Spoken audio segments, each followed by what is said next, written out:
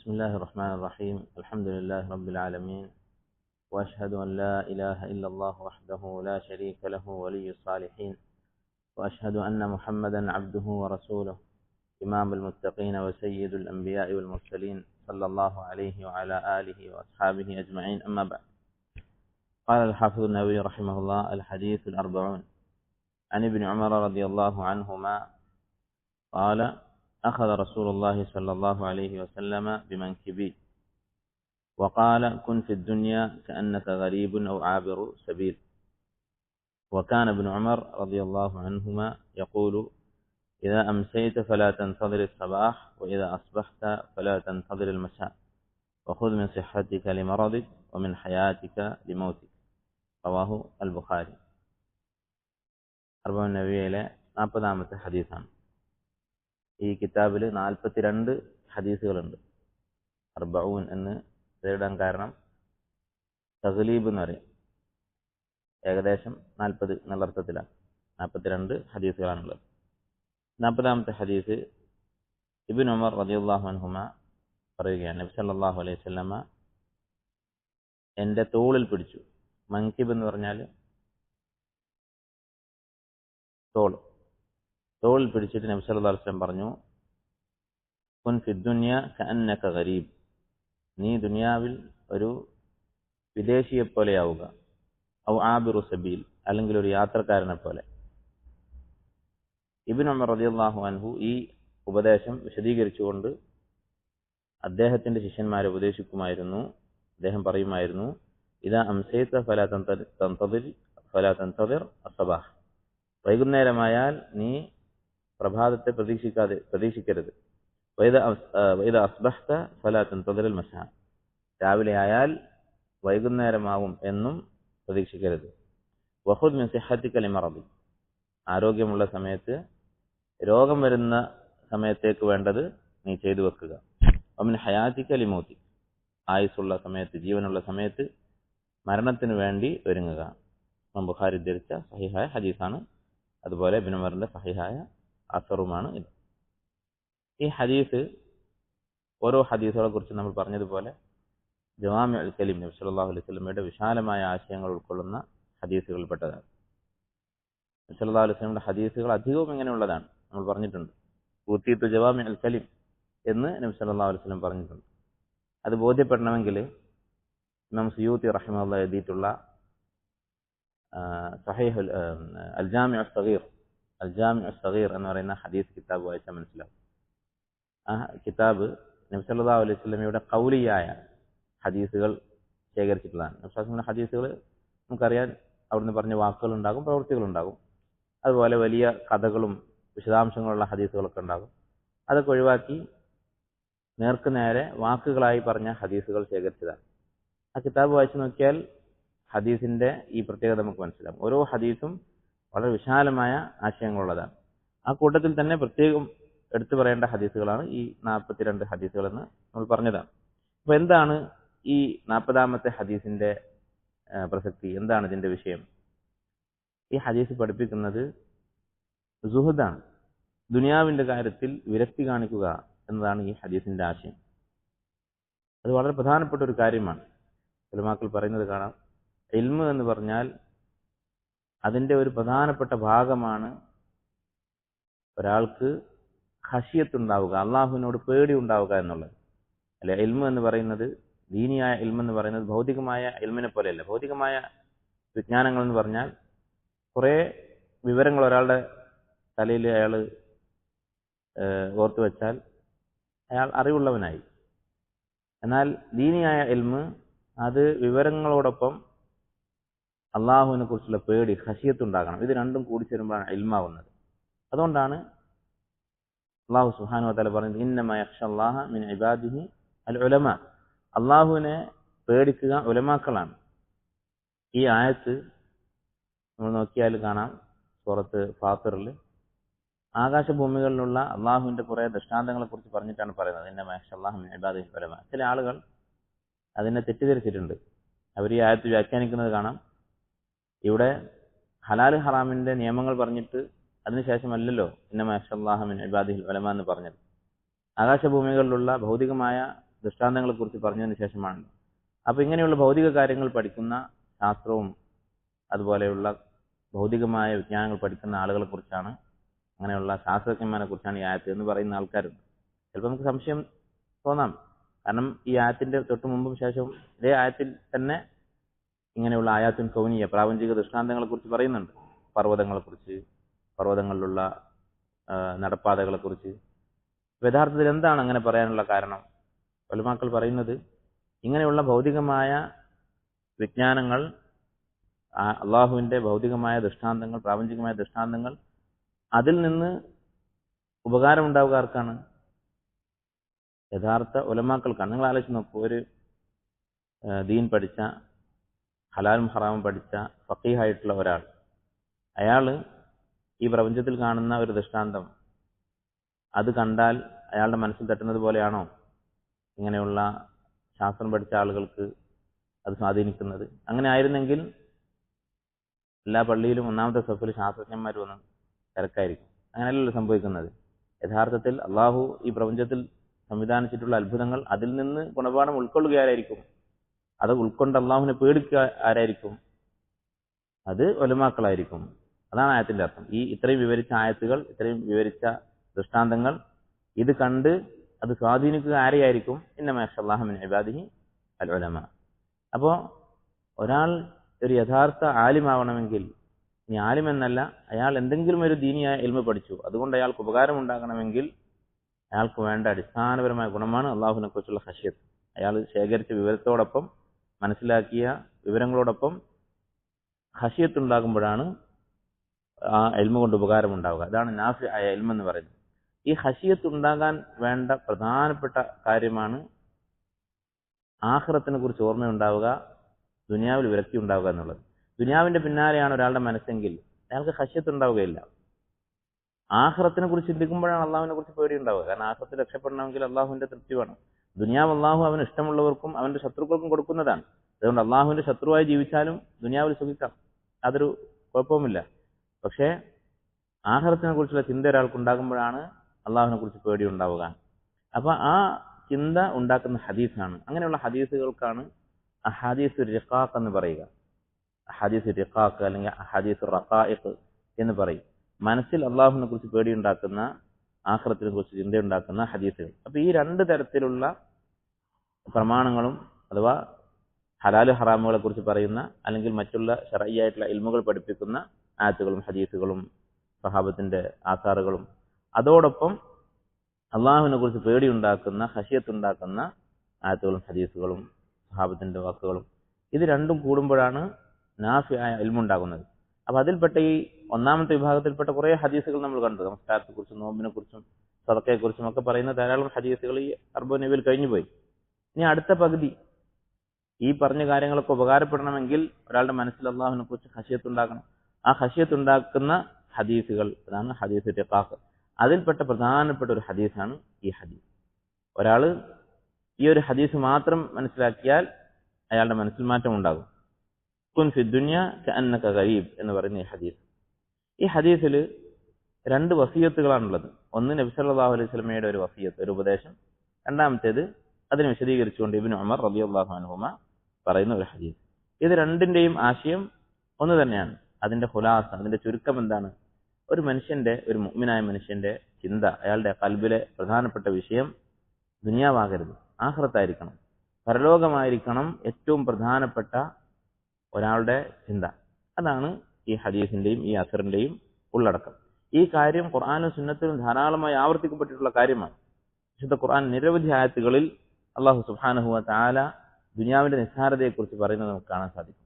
അതിൽപ്പെട്ട ഒരായത്താണ് സൂറത്ത് ഗാഫിറിൽ മുഅ്മിനു ആലു ഫിർഔൻ എന്നറിയപ്പെടുന്ന വ്യക്തി. ആരാണ് മുഅ്മിൻ ആലു ഫിർഔൻ? ഫിർഔന്റെ കുടുംബത്തിൽപ്പെട്ട മൂസാ നബി അലൈഹി ഇസ്ലാമിൽ വിശ്വസിച്ച ഒരു മനുഷ്യൻ.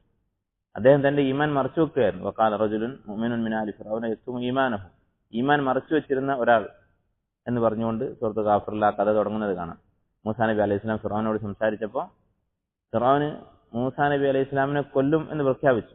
വഖാല ഫിർഔന ദറൂനി അഖ്തുൽ മൂസ വലിയദ്ഉ റബ്ബഹ്, ഞാൻ ഇവനെ കൊല്ലാൻ പോവുകയാണ്, അവൻ പറയുന്നത് പോലെ റസൂലാണെങ്കിൽ തന്റെ റബ്ബിനെ വിളിച്ച് പ്രാർത്ഥിച്ചിട്ട് രക്ഷപ്പെടട്ടെ എന്ന് പറഞ്ഞ് ഫിർഔൻ മൂസാ നബി അലൈഹി ഇസ്ലാമിനെ കൊല്ലാൻ തീരുമാനിച്ചപ്പോൾ അദ്ദേഹം തന്റെ ഈമാൻ അത് പ്രഖ്യാപിച്ചു. കാരണം ഇനി മറച്ചു വെച്ചിട്ട് കാര്യമില്ല. ഫിറഔന്റെ കുടുംബത്തിൽപ്പെട്ട ആളാണ്. അതുകൊണ്ട് ഫിറഔന്റെ അടുത്തും ആ കൗമിലും സ്വാധീനമുള്ള ആളായിരിക്കും. അപ്പോൾ മൂസാ നബി അലൈഹി ഇസ്ലാമിന്റെ ജീവൻ രക്ഷിക്കാൻ വേണ്ടി അദ്ദേഹം സംസാരിക്കുകയാണ്. അങ്ങനെ അദ്ദേഹം സംസാരിച്ച ആ ദീർഘമായ സംസാരം സൂറത്ത് ഗാഫിറിൽ കുറെ ആയത്തുകളിൽ കാണാം. അതിൽപ്പെട്ട ഒരു വാക്കാണ് അദ്ദേഹം തന്റെ കൗമിനോട് പറയുന്നത്, യാ ഖൗമി ഇന്നമ ഹാദിഹി ദുനിയ മതാ. എന്റെ ജനങ്ങളെ, ഈ ദുനിയാവെന്ന് പറയുന്നത് മതാ, ഒരു മതാ മാത്രം. എന്താണ് മതാ എന്ന് പറഞ്ഞാൽ? മതാ എന്ന് പറഞ്ഞാൽ സാധാരണ യാത്രയിലൊക്കെ കൊണ്ടുപോകുന്ന ലഗേജിന് മതാ എന്നാണ് പറയാൻ. അങ്ങനെയുള്ള ഒരു യാത്രാ വിഭവം മാത്രം. ഒരു യാത്രക്ക് പുറപ്പെടുന്ന ആള് തിരിച്ചു വരുന്നത് വരെ തന്റെ ആവശ്യത്തിന് വേണ്ടി കൊണ്ടുപോകുന്ന വസ്തുക്കൾ, അത് മാത്രമാണ് ദുനിയാവെന്ന് പറയുന്നത്. വ ഇന്നൽ ആഖിറത ഹിയ ദാറുൽ ഖറാർ. ആഖിറത്താണ് ദാറുൽ ഖറാർ, സ്ഥിരവാസത്തിന്റെ ഭവനം എന്ന് പറയുന്നത് ആഖിറത്താണ്. അപ്പൊ ദുനിയാവില് ഫിറഔന്റെ കയ്യിലുള്ള ഈ സ്വത്തും അധികാരവും കണ്ട് നിങ്ങൾ അവന്റെ മാർഗത്തിൽ പഴച്ചു പോകേണ്ടതില്ല എന്നാണ് അദ്ദേഹം പറയുന്നതിന്റെ ചുരുക്കം. അപ്പൊ ദുനിയാവിന്റെ നിസ്സാരതയാണ് ഇവിടെ കാണുന്നത്. മത്താ എന്നുള്ള വാക്ക് ഖുർആനിൽ അല്ലാഹു ദുനിയാവിന്റെ നിസ്സാരത മനസ്സിലാക്കി തരാൻ വേണ്ടി ഉപയോഗിച്ചിട്ടുള്ള ഒരു വാക്കാണ്. ദുനിയാവ് ഒരു മത്താ മാത്രമാണ്. മത്താ എന്ന് പറയുന്നതിന്റെ അർത്ഥം ഇതാണ്. യൂസുഫ് അലൈഹി ഇസ്ലാമിന്റെ കഥയിൽ കണ്ടില്ല, വലമ്മ ഫതഹു മതാഅഹും വജദു ബിദാഅതഹും റുദ്ദത് ഇലൈഹി. അവര് യൂസുഫ് അലൈഹി ഇസ്ലാമിന്റെ അടുത്ത് പോയി, സഹോദരങ്ങൾ, ഞങ്ങളുടെ സഹോദരനാണെന്ന് അറിയില്ല, അവർക്ക് ദാരിദ്ര്യം ബാധിച്ച്, അങ്ങനെ ഭക്ഷണത്തിന് വേണ്ടി യൂസുഫ് അലൈഹി ഇസ്ലാമിന്റെ അടുത്ത് പോയി. അങ്ങനെ അവർ വീണ്ടും തിരിച്ചു വരാൻ വേണ്ടി എന്ത് ചെയ്തു? യൂസുഫ് അലൈഹി ഇസ്ലാം അവർ വിലയായി കൊടുത്തത്, അവർ ഭക്ഷണം വാങ്ങാനാണ് പോകുന്നത്, മറ്റെവിടെയും ഭക്ഷണം കിട്ടാനില്ല, ക്ഷാമമാണ്. അങ്ങനെ യൂസുഫ് അലൈഹി ഇസ്ലാം അദ്ദേഹം ഭരിക്കുന്ന സ്ഥലത്ത് ഈജിപ്തിൽ ഭക്ഷണം കിട്ടാനുണ്ട്. അങ്ങനെ ഇവര് അങ്ങോട്ട് പോയി, യൂസുഫ് അലൈഹി ഇസ്ലാമിന്റെ സഹോദരങ്ങൾ വില കൊടുത്ത് ഭക്ഷണം വാങ്ങി തിരിച്ചു പോവുകയാണ്. തിരിച്ചു പോകുമ്പോൾ എന്ത് ചെയ്തു? ഇവർ വിലയായി കൊടുത്ത ആ സംഖ്യ അത് അവരുടെ പകരം കൊടുത്ത ഭക്ഷണ വസ്തുക്കളുടെ കൂടെ തന്നെ വെച്ചു. എന്തിനു വേണ്ടി? അവർ വീണ്ടും തിരിച്ചു വരാൻ വേണ്ടി. യൂസുഫ് അലൈഹി ഇസ്ലാമിന്റെ ഔദാര്യം കണ്ട് അവർ വീണ്ടും തിരിച്ചു വരാൻ വേണ്ടി. അങ്ങനെ തിരിച്ചു വരുന്ന സമയത്ത് അതിന്റെ സഹോദരൻ അനിയൻ അവനെ കൂടി കൊണ്ടുവരാൻ വേണ്ടി ആവശ്യപ്പെട്ടിരുന്നു. അപ്പൊ അവര് കൊണ്ടുവരുമെന്ന് ഉറപ്പിക്കാൻ വേണ്ടിയിട്ടാണ് ഇങ്ങനെ ചെയ്തത്. അപ്പൊ ആ സംഭവം വിവരിക്കുമ്പോൾ ഖുർആനിൽ ഉപയോഗിച്ച വാക്ക് ഇതാണ്, വലമ ഫതഹു മതാഅഹും. അവരുടെ ലഗേജ് അവർ തുറന്നപ്പോൾ വജദു ബിദാഅതഹും റുദ്ദത് ഇലൈഹിം. അവരുടെ ആ തുക, അവര് വിലയായി കൊടുത്ത വസ്തു, അത് അതിൽ കണ്ടു. അപ്പൊ ഇതാണ് മത്താ എന്ന് പറയുന്നത്. അത്രയേ ഉള്ളൂ ദുനിയാവ് എന്നർത്ഥം.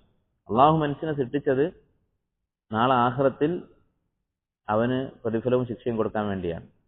അതുവരെയുള്ള താൽക്കാലികമായൊരു വിഭവം മാത്രമാണ് ദുനിയാവ് എന്നർത്ഥം.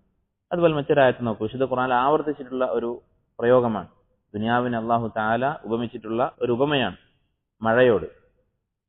അല്ലെ, ആകാശത്ത് നിന്ന് മഴ പെയ്യുന്നത് പോലെയാണ്, മുകളിൽ നിന്ന് മഴ പെയ്യുന്നത് പോലെയാണ് ദുനിയാവിന്റെ അവസ്ഥ. ഇന്നമ മസലുൽ ഹയാത്തി ദുനിയ, ഈ ഭൗതിക ജീവിതത്തിന്റെ ഉപമ എന്ന് പറയുന്നത് എന്തുമാത്രമാണ്? കമാഇൻ അൻസൽനാഹു മിനസ് സമാ, ഉപരിയിൽ നിന്ന്, മുകളിൽ നിന്ന് മഴ വർഷിപ്പിച്ചതുപോലെയാണ്. ഫഖ്തലത ബിഹി നബാതുൽ അർദ്, അങ്ങനെ ഈ മഴ പെയ്തതിന്റെ ഫലമായി ഭൂമിയിലെ സസ്യങ്ങൾ ഇടതൂർന്ന് വളരുന്നു. മഴ പെയ്താൽ പുല്ലും മറ്റു ചെടികളൊക്കെ മുളച്ചു വന്നു. മിമ്മ യഅകുലുൻ നാസു വൽ അൻആം, മനുഷ്യരും കന്നുകാലികളും ഒക്കെ തിന്നുന്ന തരത്തിലുള്ള ഭക്ഷണ വസ്തുക്കൾ അല്ലെങ്കിൽ സസ്യങ്ങൾ. ഹത്താ ഇദാ അഖദത്തിൽ അർദു സുഖ്റുഫഹ, അങ്ങനെ ഈ ഭൂമി അതിന്റെ പൂർണ്ണമായ ഭംഗിയിലെത്തുന്നു, ചെടികളൊക്കെ മുളച്ച്. വസയ്യനത്, അത് അണിഞ്ഞൊരുങ്ങി നിൽക്കുന്ന പോലെ തോന്നുന്നു. വദന്ന അഹ്ലുഹ അന്നഹും ഖാദിറൂന അലൈഹ, അങ്ങനെ ഈ ഭൂമിയുടെ ഉടമകളായിട്ടുള്ള മനുഷ്യർ, കൃഷിയൊക്കെ ചെയ്യുന്ന ആളുകൾ, അവർ വിചാരിക്കും അന്നഹും ഖാദിറൂന അലൈഹ, ഇതാ ഈ വിളവൊക്കെ നമുക്ക് എടുക്കാറായിരിക്കുന്നു, ഈ മുളച്ച ചെടികളൊക്കെ നമുക്ക് ഉപകാരപ്പെടും എന്നവർ വിചാരിക്കും. അതാഹ അംറുന ലൈലൻ ഔ നഹാറ, അങ്ങനെ നമ്മുടെ കൽപ്പന വരികയും ഫജഅൽനാഹ ഹസീദൻ കഅല്ലം തഗ്ന ബിൽ അംസ്, കാറ്റുകൊണ്ടോ അല്ലെങ്കിൽ മറ്റെന്തെങ്കിലും തരത്തിലുള്ള കേടുകൾ ബാധിച്ച് ഈ ചെടികളൊക്കെ നശിച്ചു പോകും. കഅല്ലം തഗ്ന ബിൽ അംസ്, ഇന്നലെ ഇവിടെ ഇങ്ങനെ കൃഷി ഉണ്ടായിരുന്നു, വിളവുകൾ ഉണ്ടായിരുന്നു എന്നുപോലും തോന്നാത്ത രൂപത്തിൽ അത് നശിച്ചു പോകും. കദാലിക നഫസ്സുലുൽ ആയാതി ലിഖൗമിൻ യതഫക്കറൂൻ, ചിന്തിക്കുന്ന ആളുകൾക്ക് വേണ്ടി ഇങ്ങനെയാണ് നാം ആയത്തുകൾ വിശദീകരിച്ചു കൊടുക്കുന്നത്. അപ്പൊ ഇവിടെ മഴയോടാണ് അള്ളാഹു ദുനിയാവിനെ ഉപമിക്കുന്നത്. മഴ പെയ്ത് ചെടികൾ മുളക്കുകയും അങ്ങനെ ഈ മുളച്ച ചെടികളൊക്കെ ഇപ്പൊ എനിക്ക് കിട്ടുമെന്ന് വിചാരിച്ച് കൃഷിക്കാരിങ്ങനെ കാത്തിരിക്കുകയും പെട്ടെന്ന് എന്തെങ്കിലും തരത്തിലുള്ള ദോഷങ്ങൾ ബാധിച്ച്, കാറ്റോ മറ്റോ ബാധിച്ച് ഇത് നശിച്ചു പോവുകയും ചെയ്യുന്നു. ഇതാണ് ദുനിയാവിന്റെ അവസ്ഥ. ദുനിയാവ് നമുക്ക് വളരെ മനോഹരമായി തോന്നും. അത് എന്നൊന്നും നിലനിൽക്കുമെന്ന് നമുക്ക് തോന്നും. നമ്മളിത് ആസ്വദിച്ച് കുറെ കാലം ജീവിക്കുമെന്ന് നമുക്ക് തോന്നും. പെട്ടെന്ന് നമ്മൾ പ്രതീക്ഷിക്കാത്ത സന്ദർഭത്തിലായിരിക്കും അത് നഷ്ടപ്പെടുന്നത്.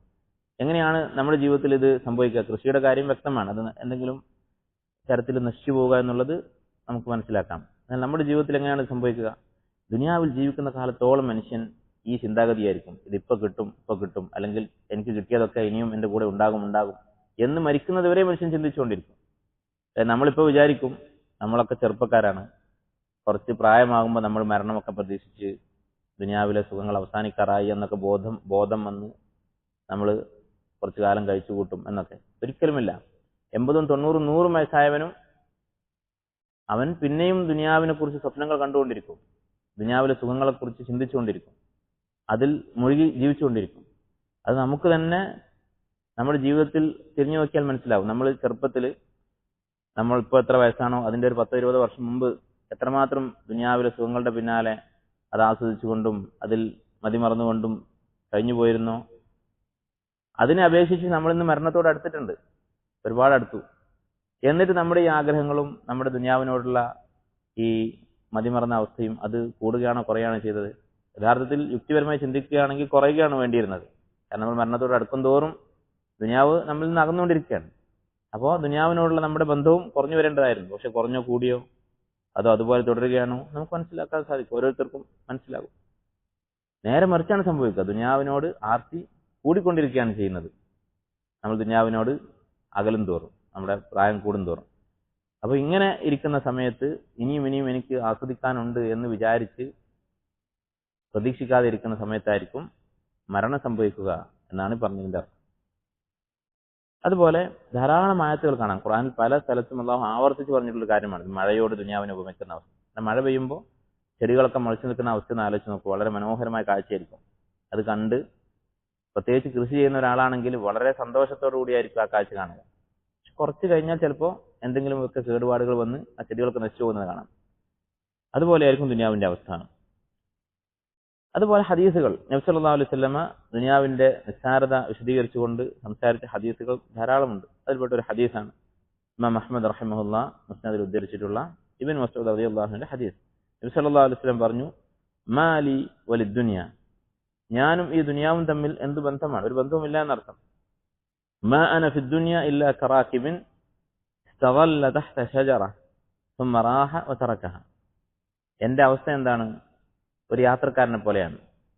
ഒരു ഒട്ടകപ്പുറത്ത് യാത്ര ചെയ്യുന്ന ഒരാൾ ഒരു മരം കണ്ടു, ആ മരത്തിന്റെ തണലിൽ കുറച്ച് സമയം വിശ്രമിച്ചു. ثم راح وتركها, അങ്ങനെ വിശ്രമം കഴിഞ്ഞ് ആ മരം വിട്ട് അയാൾ പോയി. ഇത്രയേ ഉള്ളൂ ദുനിയാവുമായിട്ട് എന്റെ ബന്ധം. ഇതാണ് ദുനിയാവിന്റെ അവസ്ഥ. അപ്പോൾ ഈ ഹദീസുകളും നമ്മുടെ മുന്നിലുള്ള ഈ അർബഉൻ നബവിയിലെ 40-ാമത്തെ ഹദീസ് ഇബ്നു ഉമർ റളിയല്ലാഹു അൻഹു പറയുന്ന ഗരീബ്, അതുപോലെ നമ്മളിപ്പോൾ വായിച്ച ആയത്തുകളും ഹദീസുകളും, ഇതിന്റെയൊക്കെ ചുരുക്കം എന്താണ്? ദുനിയാവ് നിസ്സാരമാണ്, അതുകൊണ്ട് നമ്മുടെ മനസ്സിൽ അതിന്റെ സ്ഥാനം നമ്മൾ കുറക്കേണ്ടതുണ്ട്. തക്സീറുൽ അമൽ, ദുനിയാവിലെ സ്വപ്നങ്ങൾ കുറച്ച് നിയന്ത്രിക്കുക, അതാണ് ഈ ഹദീസുകളുടെയൊക്കെ ചുരുക്കം. അതുപോലെ ദുനിയാവിനോട് സുഹുദ് കാണിക്കുക, വിരക്തി കാണിക്കുക. വിരക്തി എന്ന് പറഞ്ഞാൽ എന്താ? ആഗ്രഹം ഇല്ലാത്ത അവസ്ഥ, അതാണ് വിരക്തി എന്ന് പറയുന്നത്. യൂസുഫ് അലൈഹി ഇസ്ലാമിന്റെ കഥയിൽ തന്നെ ഈ വാക്ക് അല്ലാഹു തആല ഉപയോഗിച്ചിട്ടുണ്ട്. സൂറത്ത് യൂസുഫിന്റെ തുടക്കത്തിൽ വശറൗഹു ബിസമനിൻ ബഖ്സ്, യൂസുഫ് അലൈഹി ഇസ്ലാമിനെ അവര് ചില്ലറ പൈസക്ക് വിറ്റ് കളഞ്ഞു, ചെറിയൊരു തുകക്ക് വിറ്റു. അല്ലെ, എന്താണ് സംഭവിച്ചത്? അദ്ദേഹത്തെ കിണറ്റിലിട്ടു. അങ്ങനെ കിണറ്റിൽ നിന്ന് ഒരു യാത്രാ സംഘം അദ്ദേഹത്തെ പുറത്തെടുത്തു. എന്നിട്ട് അവരെന്ത് ചെയ്തു? 2 അഭിപ്രായം മുഫസ്സിരിങ്ങൾ പറഞ്ഞിട്ടുണ്ട്. ഒരു അഭിപ്രായം ആ യാത്രാ സംഘം തന്നെ അദ്ദേഹത്തെ വിറ്റ് കളഞ്ഞു. മറ്റൊരു അഭിപ്രായം അദ്ദേഹത്തെ അവര് പുറത്തെടുത്തപ്പോൾ സഹോദരങ്ങൾ ഓടി വന്നിട്ട് ഞങ്ങളുടെ അനിയനാണെന്ന് പറഞ്ഞ് അവർ വാങ്ങിയിട്ട് പിന്നെ അവർ വിറ്റ് കളഞ്ഞു. ഏതായിരുന്നാലും ഈ യാത്രാ സംഘമായാലും സ്വന്തം സഹോദരങ്ങളായാലും ആരായാലും അദ്ദേഹത്തെ വിറ്റത് ചെറിയൊരു തുക വാങ്ങിക്കൊണ്ടാണ്. ദറാഹിമ മഅദൂദ, ഏതാനും ദിർഹം വാങ്ങിയിട്ട്. ദിർഹം എന്ന് പറഞ്ഞാൽ വെള്ളി എന്ന് പറഞ്ഞാൽ വളരെ വില കുറവാണ് സ്വർണ്ണത്തെ അപേക്ഷിച്ച്. അങ്ങനെ ഈ വെള്ളി കാശ് വാങ്ങി യൂസുഫ് അലൈഹി ഇസ്ലാമിനെ വിറ്റ് കളഞ്ഞു. വകാനു ഫീഹി മിനസ് സാഹിദീൻ, എന്തുകൊണ്ടാണ് ഈ ചെറിയ തുകക്ക് വിറ്റത്? കാനു ഫീഹി മിനസ് സാഹിദീൻ, അവർക്ക് അദ്ദേഹത്തോട് സുഹുദായിരുന്നു. സഹോദരങ്ങളാണെങ്കിൽ വ്യക്തമാണ്, അവർക്ക് എങ്ങനെയെങ്കിലും യൂസുഫ് അലൈഹി ഇസ്ലാമിനെ ഒഴിവാക്കിയാൽ മതി, കൊല്ലാൻ തീരുമാനിച്ചതായിരുന്നു. അപ്പൊ കിട്ടിയ പൈസക്ക് വിറ്റു. ഈ യാത്രാ സംഘമാണെങ്കിലും എവിടെ നിന്നോ കിട്ടിയ ആരുടെയോ കുട്ടി, അവരും ചെറിയൊരു സംഖ്യക്ക് വിറ്റ് കളഞ്ഞു. അപ്പോൾ സുഹുദ് എന്ന വാക്കിന്റെ അർത്ഥം ഇതാണ്: എനിക്കിത് വേണ്ട, ആവശ്യമില്ല, മനസ്സിന് ആ വസ്തുവിനോട് ബന്ധമില്ലാത്ത അവസ്ഥ. അങ്ങനെ ദുനിയാവിനോട് നമുക്ക് സുഹുദ് ഉണ്ടാകണം. പരിപൂർണമായി ദുനിയാവിനെ വെറുക്കാൻ നമുക്ക് സാധിക്കുകയില്ല, ഒഴിവാക്കാൻ മനുഷ്യന് സാധിക്കുകയില്ല. അത് മനുഷ്യന്റെ പ്രകൃതത്തിന്റെ ഭാഗമാണ്. സുയ്യിന ലിന്നാസി ഹുബ്ബു ശഹവാത്ത്, ദുനിയാവിലെ വിഭവങ്ങളോടുള്ള സ്നേഹം എന്നുള്ളത് അത് മനുഷ്യ വർഗത്തിന് അള്ളാഹു നിശ്ചയിച്ചിട്ടുള്ള കാര്യമാണ്. അതുപോലെ തന്നെ വഇന്നഹു ലിഹുബ്ബിൽ ഖൈരി ലശദീദ്, അവിടെ ഖൈർ എന്നുള്ള വാക്കിന്റെ അർത്ഥം സമ്പത്ത് എന്നാണ്. സമ്പത്തിനോട് ഇഷ്ടമുള്ളവനാണ് മനുഷ്യൻ. ഇത് മനുഷ്യന്റെ പ്രത്യേകതയാണ്. മനുഷ്യനാണോ അവൻ ദുനിയാവിനോട് ഹുബ്ബുണ്ടാകും, പക്ഷെ അത് കുറച്ച് നിയന്ത്രിക്കുക. അതാണ് സുഹൃദ് എന്ന് പറയുന്നത്. ആ ആഗ്രഹം കുറച്ച് കുറക്കുക. അതിനേക്കാൾ വലുതാണ് ആഖിറത്ത് എന്ന് മനസ്സിൽ ഉറച്ചു കഴിഞ്ഞാൽ, യഖീനായി കഴിഞ്ഞാൽ, സ്വാഭാവികമായും കൂടുതൽ നല്ലതിനോടായിരിക്കും നമുക്ക് ആഗ്രഹം ഉണ്ടാവുക. അതാണ് സുഹൃദ് എന്ന് പറയുന്നത്. പണ്ഡിതന്മാര് സുഹുദിനെ, ഈ ഹദീസിന്റെയും ആയത്തിന്റെയും ആശയമായ ഈ സുഹുദ് എന്ന് പറയുന്ന സംഗതിയെ മൂന്നായി വേർതിരിച്ചത് കാണാം, അല്ലെങ്കിൽ 3 മർത്തബകളായി, 3 ഘട്ടങ്ങളായി, 3 സ്ഥാനങ്ങളായി വിശദീകരിച്ചത് കാണാം, ചെറുത് വലുത് എന്നുള്ള രീതിയിൽ. സുഹുദിന്റെ തുടക്കം, ഒന്നാമത്തെ പദവി, അതാണ് തസഹുദ് എന്ന് പറയുന്നത്. ഇത് വിശദീകരിച്ചിട്ടുള്ളത് ഇബ്നു ഖുദാമ റഹിമഹുല്ലാ അദ്ദേഹത്തിന്റെ മുഖ്തസർ മിൻഹാജുൽ ഖാസിദീൻ എന്നുള്ള കിതാബിൽ പറഞ്ഞിട്ടുള്ള കാര്യം. ഇത് വളരെ നല്ലൊരു കിതാബാണ്. അതിന്റെ ഇംഗ്ലീഷ് പരിഭാഷയ്ക്കുണ്ട്. അത് വായിക്കാൻ സാധിക്കുന്നവർ വായിച്ചു നോക്കുക. മുഖ്തസർ മിൻഹാജുൽ ഖാസിദീൻ. ഈ കിതാബ് അത് അദ്ദേഹം 4 ഭാഗങ്ങളായിട്ടാണ് തിരിച്ചിട്ടുള്ളത്. ഒരു വാള്യത്തിലുള്ള കിതാബാണ്. 4 ഭാഗങ്ങളാണ്. ഒന്ന്, ആദ്യത്തെ 4-1 ഭാഗം ഇബാദത്തുകൾ, നമസ്കാരം, നോമ്പ്, സക്കാത്ത്, ഹജ്ജ്, ഇങ്ങനെയുള്ള ഇബാദത്തുകൾ. ഈ ഇബാദത്തിന്റെ ഫിഖ്ഹിയായിട്ടുള്ള മസലകളല്ല. ഓരോ ഇബാദത്തിലും അതുകൊണ്ട് ഉപകാരമുണ്ടാകാൻ, അത് ശരിക്കും നമുക്ക് പ്രയോജനപ്പെടാൻ നമ്മൾ ചിന്തിക്കേണ്ട കാര്യം. ഉദാഹരണത്തിന് നമസ്കാരത്തെ കുറിച്ചാണെങ്കിൽ കൂടുതൽ വിശദീകരിക്കുക നമസ്കാരത്തിലുള്ള ഖുശൂവിനെ കുറിച്ചായിരിക്കും. അല്ലാതെ നമസ്കാരത്തിന്റെ ശർത്തും ഫർളും മറ്റുള്ള വിശദാംശങ്ങൾ, ഫിഖ്ഹിയായിട്ടുള്ള മസലകളല്ല. അതുപോലെ ഓരോ ഇബാദത്തിന്റെയും പിന്നിലുള്ള ഹിക്മത്തുകളും അതുകൊണ്ട് നമുക്ക് ഉപകാരമുണ്ടാകാൻ വേണ്ടി ചെയ്യേണ്ട കാര്യങ്ങളും, അതാണ് ഒന്നാമത്തെ ഭാഗം. രണ്ടാമത്തെ ഭാഗം മുആമലത്തുകൾ, ഇതുപോലെ നിക്കാഹ്, ത്വലാഖ്, കച്ചവടം, ഇങ്ങനെയുള്ള കാര്യങ്ങളിലൊക്കെ വേണ്ട അദബുകളും മറ്റും. മൂന്നാമത്തെ ഭാഗം അൽ മുഹ്ലിക്കാത്ത്, ഒരു മനുഷ്യൻ നശിച്ചു പോകാൻ കാരണമാകുന്ന കാര്യങ്ങൾ, മാസിയത്തുകൾ, അത് മനുഷ്യന്റെ ഉള്ളിലുള്ള മനസ്സിലുണ്ടാകുന്ന മാസിയത്തുകൾ, അസൂയ, അതുപോലെ ഇങ്ങനെയുള്ള അമ്രാദുൽ ഖുലൂബ്, മനസ്സിനെ ബാധിക്കുന്ന രോഗങ്ങൾ, അതിന്റെ പരിഹാരങ്ങൾ. നാലാമത്തെ ഭാഗം അൽ മുൻജിയാത്ത്, സ്വർഗത്തിലെത്താൻ, സ്വർഗം നേടാൻ സഹായിക്കുന്ന കാര്യങ്ങൾ, അള്ളാഹുവിന്റെ അദാബിൽ നിന്ന് രക്ഷപ്പെടാൻ ആവശ്യമായ കാര്യങ്ങൾ. അതിലാണ് ഈ സുഹുദിനെ കുറിച്ച് വിശദീകരിക്കുന്നത്. അപ്പോൾ ഈ ഭാഗത്ത് അദ്ദേഹം പറയുകയാണ്, സുഹുദ് എന്ന് പറയുന്നത് 3 നിലക്കുണ്ട്, 3 തരത്തിലുണ്ട്. ഒന്നാമത്തേത് തസഹുദ്. തസഹുദ് എന്ന് പറഞ്ഞാൽ എന്താണ്? സുഹുദ് ഉണ്ടാക്കിയെടുക്കുക.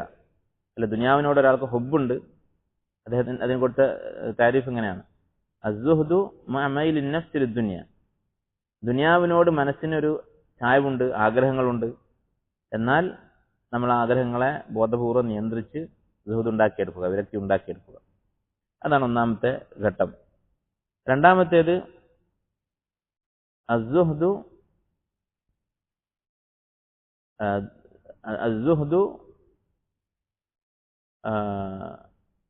ഒന്നാമത്തേത് അത്തസഹുദ്, രണ്ടാമത്തേത് അസ്സുഹ്ദു മഅ അദമി തഅല്ലുഖ്, ദുനിയാവിനോട് ഒരു തഅല്ലുഖ് ഇല്ലാതെ, ദുനിയാവിനോട് ആഗ്രഹമില്ലാത്ത അവസ്ഥ. അതെങ്ങനെയാണ് ഉണ്ടാവുക? അതിന്റെ അർത്ഥം ഒരു നിലക്കും ദുനിയാവിനോട് ആഗ്രഹം ഉണ്ടാവുകയില്ല എന്നല്ല. നേരെ മറിച്ച് എന്തിനാണ് ഞാൻ ദുനിയാവിനോട് വിരക്തി കാണിക്കുന്നത് എന്ന് ബോധ്യം വന്ന ഒരാൾക്ക് അയാളുടെ ആഗ്രഹം വളരെ കുറവായിരിക്കും. ആദ്യത്തെ ആള് തുടക്കത്തിലുള്ള ആളാണ്, തുടക്കത്തിലുള്ള ഘട്ടമാണ്, അയാൾക്ക് ദുനിയാവിനോടുള്ള ആഗ്രഹം കൂടുതലായിരിക്കും. എന്നാലും അയാൾ ബോധപൂർവം അതിനെ നിയന്ത്രിക്കുകയാണ്. രണ്ടാമത്തേത് സ്വാഭാവികമായി സുഹുദ് ഉണ്ടാകും. എന്നിട്ട് അദ്ദേഹം അതിനെ വിശദീകരിച്ച് പറഞ്ഞു, കമൻ യത്റുകു ദിർഹമൻ ലിദിർഹമൈൻ, 2 ദിർഹം കിട്ടാൻ വേണ്ടി 1 ദിർഹം കളയുന്ന ഒരാളെ പോലെ.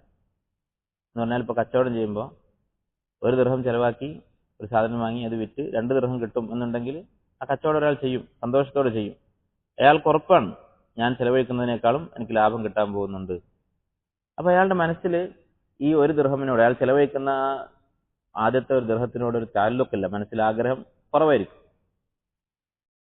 അതാണ് രണ്ടാമത്തെ ഘട്ടം. മൂന്നാമത്തെ ഘട്ടം അദ്ദേഹം പറയുന്നത് അസ്സുഹ്ദു ഫി സുഹ്ദ്, സുഹുദിനോട് തന്നെ സുഹുദ് ഉണ്ടാകുന്ന അവസ്ഥ. എന്ന് പറഞ്ഞാൽ എന്താണ്? അത് വിശദീകരിച്ചു അദ്ദേഹം പറഞ്ഞു, കമൻ യത്റുകു ഖിർഖതൻ വയഖുദു ജൗഹറ, ഒരാൾ ഒരു ചെറിയ തുണിക്കഷ്ണം ഒഴിവാക്കിയിട്ട് പകരം ഒരു വിലപിടിപ്പുള്ള ഒരു മുത്ത്, പവിഴം, ഇങ്ങനെ വിലപിടിപ്പുള്ള എന്തെങ്കിലും ഒരു വസ്തു വാങ്ങുകയാണെങ്കിൽ അതാണ് മൂന്നാമത്തെ ഘട്ടം. അഥവാ അയാളുടെ മനസ്സിൽ പൂർണ്ണമായും ദുനിയാവിനോട് യാതൊരു ബന്ധവുമില്ലാത്ത അവസ്ഥയുണ്ടാകും.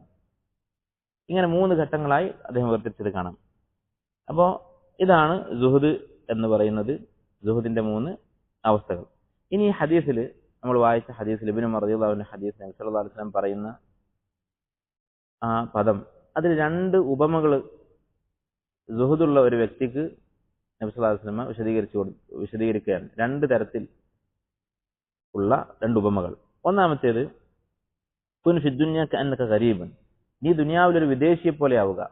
എന്താണ് വിദേശി എന്ന് പറഞ്ഞാൽ? സ്വന്തം നാട് ഉപേക്ഷിച്ച് മറ്റൊരു നാട്ടിൽ ജീവിക്കുന്നവരാണ്. ഔ ആബിറു സബീൽ, അല്ലെങ്കിൽ ഒരു യാത്രക്കാരനെ പോലെ ആവുക. ഇങ്ങനെ 2 ഉപമ നബി സല്ലല്ലാഹു അലൈഹി വസല്ലം പറഞ്ഞു, സാഹിദായ ദുനിയാവിൽ വിരക്തിയുള്ള ഒരാളുടെ അവസ്ഥ വിശദീകരിക്കാൻ വേണ്ടി. അതിന് രണ്ടിന്റെയും ഇടയിൽ ഔ എന്നാണ് പറയുന്നത്, ഗരീബുൻ ഔ ആബിറു സബീൽ, ഒന്നുകിൽ ഒരു വിദേശിയെ പോലെ അല്ലെങ്കിൽ ഒരു യാത്രക്കാരനെ പോലെ. അറബി ഭാഷയിൽ ഔ എന്ന് പറയുന്ന വാക്കിന് 2-3 അർത്ഥങ്ങളുണ്ട്. ഒന്ന്, ഷക്ക്, ഒരു സംശയം അറിയിക്കാൻ വേണ്ടി ഔ എന്നുള്ള വാക്ക് ഉപയോഗിക്കും. ഉദാഹരണത്തിന് ഒരാൾ പറയാണ്, എന്നെ സന്ദർശിക്കാൻ വേണ്ടി 2 ആളുകൾ വന്നു, അപ്പൊ ആരാണെന്ന് ഓർമ്മയില്ല, അപ്പൊ എന്ത് പറയും? സെയ്ദുൻ ഔ അമർ, ഒന്നുകിൽ സെയ്ദ് അല്ലെങ്കിൽ അമർ, അതിനുവേണ്ടി ഔ എന്ന് ഉപയോഗിക്കും. അതല്ലെങ്കിൽ തഖീറിന് വേണ്ടി, തഖീർ എന്ന് പറഞ്ഞാൽ 2 ഓപ്ഷൻ കൊടുക്കാൻ വേണ്ടി, ഒന്നുകിൽ ഇത് ചെയ്യുക അല്ലെങ്കിൽ മറ്റേത് ചെയ്യുക എന്ന് പറയാൻ വേണ്ടി. ഒന്നുകിൽ നോമ്പ് നോൽക്കുക അല്ലെങ്കിൽ അടിമയെ മോചിപ്പിക്കുക, കഫാറത്ത് പ്രായശ്ചിത്തമായിട്ട് പഠിപ്പിച്ചിട്ടുള്ള കാര്യമാണ്. അപ്പൊ ഇങ്ങനെ 2 കാര്യങ്ങൾ ഏതെങ്കിലും ഒന്ന് ചെയ്യുക എന്നതിന് ഔ എന്ന് ഉപയോഗിക്കും. ചില പണ്ഡിതന്മാർ ഈ ഹദീസിന്റെ ഉദ്ദേശം ഈ പറഞ്ഞ കാര്യമാണ്, തഖീറാണ് എന്ന് പറഞ്ഞത് കാണാം. ശക്കല്ല എന്നുള്ള കാര്യം വ്യക്തമാണ്. നബി സല്ലല്ലാഹു അലൈഹി വസല്ലമക്ക് ദീൻ ആയി പഠിപ്പിക്കുന്ന കാര്യങ്ങളിൽ ഒരു സംശയം ഉണ്ടാവുകയില്ല. അപ്പൊ തഖീറാണ്, ഒന്നുകിൽ ഒരു വിദേശിയെ പോലെ ആവുക അല്ലെങ്കിൽ ഒരു യാത്രക്കാരനെ പോലെ ആവുക എന്നാണ് നബി സല്ലല്ലാഹു അലൈഹി വസല്ലം പറഞ്ഞത് എന്ന് ചില പണ്ഡിതന്മാർ വിശദീകരിച്ചിട്ടുണ്ട്. പക്ഷെ ഹാഫിദ് ഇബ്നു ഹജർ റഹിമഹുല്ലാഹ് പറയുന്നത് വേറെ അർത്ഥമുണ്ട് ഔ എന്നുള്ള വാക്കിന്. അതെന്താണ്? ബൽ എന്നുള്ള അർത്ഥം. ബൽ എന്ന് പറഞ്ഞാൽ ആദ്യം പറഞ്ഞതല്ല, നേരെ മറിച്ച് ഇങ്ങനെയാണ് ആവേണ്ടത്. അത് ഗരീബുൻ ഔ ആബിറു സബീൽ, ഒരു വിദേശിയെ പോലെ ആവുക എന്നല്ല, അതിനേക്കാൾ കൂടുതൽ ഒരു യാത്രക്കാരനെ പോലെ ആവുക, അതാണ് കൂടുതൽ വേണ്ടത്, അതാണ് കൂടുതൽ നല്ലത് എന്ന അർത്ഥത്തിൽ ഔ എന്ന് അങ്ങനെ ഉപയോഗിക്കാൻ പറ്റും അറബി ഭാഷയിൽ. അതാണ് ഉദ്ദേശിക്കുന്നതെന്നാണ് ഇബ്നു ഹജർ റഹിമഹുല്ലാഹ് പറയുന്നത്. കാരണം എന്താണ്? യാത്രക്കാരനാണോ വിദേശിയാണോ കൂടുതൽ വിരക്തി ഉണ്ടാവുക? നമ്മളിപ്പോൾ ഈ നാട്ടിൽ ജീവിക്കുന്നു, നമ്മളിവിടെ വിദേശികളാണ്, നമ്മുടെ നാടല്ല. അങ്ങനെ ഒരു വിദേശ രാജ്യത്ത് ജീവിക്കുന്ന ഒരാൾക്ക് അയാളുടെ മനസ്സിൽ എപ്പോഴും തന്റെ നാടിനെ കുറിച്ചായിരിക്കും ചിന്ത. തന്റെ നാട്ടിൽ തന്റെ ബന്ധുക്കളുണ്ട്, കുടുംബമുണ്ട്, അവരെ കുറിച്ചായിരിക്കും അയാളുടെ മനസ്സിൽ ചിന്ത ഉണ്ടാവുക. അങ്ങനെ മറ്റൊരു രാജ്യത്ത് ജീവിക്കുന്ന ഒരാൾക്ക് അവൻ ജീവിക്കുന്ന രാജ്യത്തോടുള്ള ബന്ധം കുറവായിരിക്കും. അവന്റെ മനസ്സിൽ അവന്റെ സ്വന്തം രാജ്യത്തെക്കുറിച്ചും നാട്ടിലെ കുടുംബത്തെക്കുറിച്ചുമായിരിക്കും കൂടുതൽ ബന്ധമുണ്ടാവുക. ഒരു യാത്രക്കാരനാണെങ്കിലോ അവൻ യാത്ര പോയിക്കൊണ്ടിരിക്കുന്ന ആ വഴിയോടാണോ അയാൾക്ക് ബന്ധം ഉണ്ടാവുക, അതോ താൻ സ്വന്തം നാട്ടിലേക്ക് മടങ്ങി പോവുകയാണെങ്കിൽ, അല്ലെങ്കിൽ അവൻ ഇഷ്ടപ്പെടുന്ന ഒരു നാട്ടിലേക്ക് പോവുകയാണെങ്കിൽ ആ ലക്ഷ്യത്തോടായിരിക്കും അവന്റെ മനസ്സിൽ ബന്ധമുണ്ടാവുക, താല്പര്യം ഉണ്ടാവുക? സ്വാഭാവികമായിട്ടും അവന്റെ ലക്ഷ്യത്തോടായിരിക്കും. ഈ യാത്രക്കാരനായിരിക്കുമോ അതോ വിദേശിക്കായിരിക്കുമോ അവൻ നിൽക്കുന്ന സ്ഥലം? യാത്രക്കാരനാണെങ്കിൽ അവന്റെ വഴി, വിദേശിയാണെങ്കിൽ അവൻ നിലവിൽ താമസിക്കുന്ന രാജ്യം, അതിനോട് താല്പര്യം കുറവ് ആർക്കായിരിക്കും കൂടുതൽ?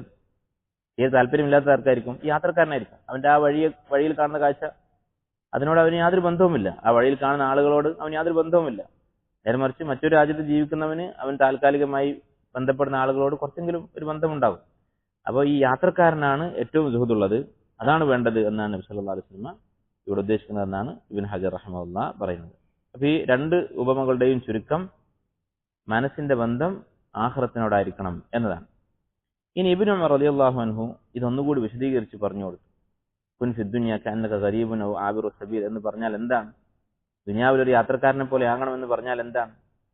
ഫൈദ അംസൈത ഫലാ തൻതദിർ അസ്സബാഹ്, വൈകുന്നേരമായാൽ നേരം വെളുക്കും എന്ന് പ്രതീക്ഷിക്കേണ്ടതില്ല, നാളെ രാവിലെ കൂടി ജീവിക്കാനുണ്ട് എന്ന് പ്രതീക്ഷിക്കരുത്. ഇന്ന് രാത്രി തന്നെ ഞാൻ മരിച്ചു പോകും എന്ന് വിചാരിക്കുക. വൈദ അസ്ബഹ്ത ഫലാ തൻതദിർ അൽ മസാ, നേരം വെളുത്താൽ ഇന്ന് വൈകുന്നേരമാകും എന്ന് പ്രതീക്ഷിക്കരുത്. അതാണ് നബി സല്ലല്ലാഹു അലൈഹി വസല്ലമയുടെ ഉദ്ദേശം എന്നാണ് ഇബ്നു ഉമർ റളിയല്ലാഹു അൻഹു വിശദീകരിച്ചു കൊടുക്കുന്നത്. എന്താണ് ഈ പറഞ്ഞതിന്റെ അർത്ഥം? നമുക്കറിയാം നമ്മളെല്ലാവരും മരിക്കാനുള്ളതാണ്. ഏതെങ്കിലും ഒരു ദിവസം രാവിലെ വൈകുന്നേരമോ ഏതെങ്കിലും ഒരു സമയത്തായിരിക്കും നമ്മൾ മരിക്കുന്നത്. ഒരു ദിവസം രാത്രിയാണ് നമ്മൾ മരിക്കാനുള്ളതെങ്കിൽ അന്നും നമ്മൾ നേരം വെളുക്കുമെന്ന് പ്രതീക്ഷിച്ച് കിടന്നുറങ്ങുന്ന ഒരു ദിവസമായിരിക്കും. അപ്പൊ അതെന്നാണെന്ന് അറിയില്ലെങ്കിൽ എന്നും നമ്മളത് പ്രതീക്ഷിക്കുക. എന്നുമാകാം മരണം. നമ്മളിവിടെ ഇരുന്ന് സംസാരിക്കുന്നു, നമ്മുടെ ഈ സംസാരം കഴിഞ്ഞ് നമ്മൾ വീട്ടിലെത്തും എന്നാർക്കറിയാം. അപകടങ്ങളിൽ മരിക്കുന്ന എത്ര ആളുകളുണ്ട്. അവരാരെങ്കിലും ഈ മരണം പ്രതീക്ഷിച്ചിട്ടാണോ ആ അപകടം സംഭവിക്കുന്ന യാത്ര പുറപ്പെടുന്നത്? ഒരിക്കലുമല്ല. അപ്പൊ ബുദ്ധിയുള്ള ഒരാൾ ഏത് നിമിഷവും മരണം പ്രതീക്ഷിക്കണം. അതാണ് നബി സല്ലല്ലാഹു അലൈഹി വസല്ലം മറ്റൊരു ഹദീസിൽ അയ്യുൽ മുഅ്മിനീന അക്യസ്, ഏറ്റവും ബുദ്ധിയുള്ള മുഅ്മിൻ ആരാണ് എന്ന് ചോദിച്ചപ്പോൾ അവിടുന്ന് പറഞ്ഞത് അക്യസുൽ മുഅ്മിനീൻ അക്സറഹും ലിൽ മൗതി ദിക്റ, മരണത്തെക്കുറിച്ച് ഏറ്റവും കൂടുതൽ ചിന്തിക്കുന്നവനാണ്. വഅഹ്സനുഹും ലിമാ ബഅദഹു ഇസ്തിഅദാദ, മരണശേഷമുള്ള ജീവിതത്തിന് വേണ്ടി ഏറ്റവും നന്നായി ഒരുങ്ങുകയും ചെയ്യുന്നവനാണ്. അല്ല, ഇന്ന് ആളുകൾ പഠിപ്പിക്കുന്നത് നേരെ തിരിച്ചാണ്. യുക്തിവാദികളും ഇസ്ലാമിന്റെ ശത്രുക്കളും അവരൊക്കെ ദീനുള്ള ആളുകളെ പരിഹസിക്കുന്ന ഒരു കാര്യമാണ്. ഇവർ മരണത്തെക്കുറിച്ച് സംസാരിച്ച് ആളുകളെ പേടിപ്പിക്കുകയാണ് എന്ന് പറഞ്ഞുകൊണ്ട്. പക്ഷെ അതൊരു യാഥാർത്ഥ്യമാണ്. ഈ സംസാരിക്കുന്നവനും മരിക്കാനുള്ളതാണ്. എല്ലാവരും മരിക്കും. മരണശേഷം ഒരു ജീവിതമുണ്ട് എന്ന് വിശ്വസിക്കുന്നുണ്ടെങ്കിൽ അവൻ അതിനെക്കുറിച്ച് ചിന്തിച്ചേ പറ്റൂ, അതിനുവേണ്ടി ഒരുങ്ങിയേ പറ്റുകയുള്ളൂ. അതിൽ നമുക്ക് അത്ഭുതമില്ല. ഇതുപോലെ ഇസ്ലാമിന്റെ ശത്രുക്കൾ ഇങ്ങനെ പറയുന്നതിനെ കുറിച്ച് നമുക്ക് യാതൊരു അത്ഭുതമില്ല. അവരത് പറയുന്നത് സ്വാഭാവികമാണ്.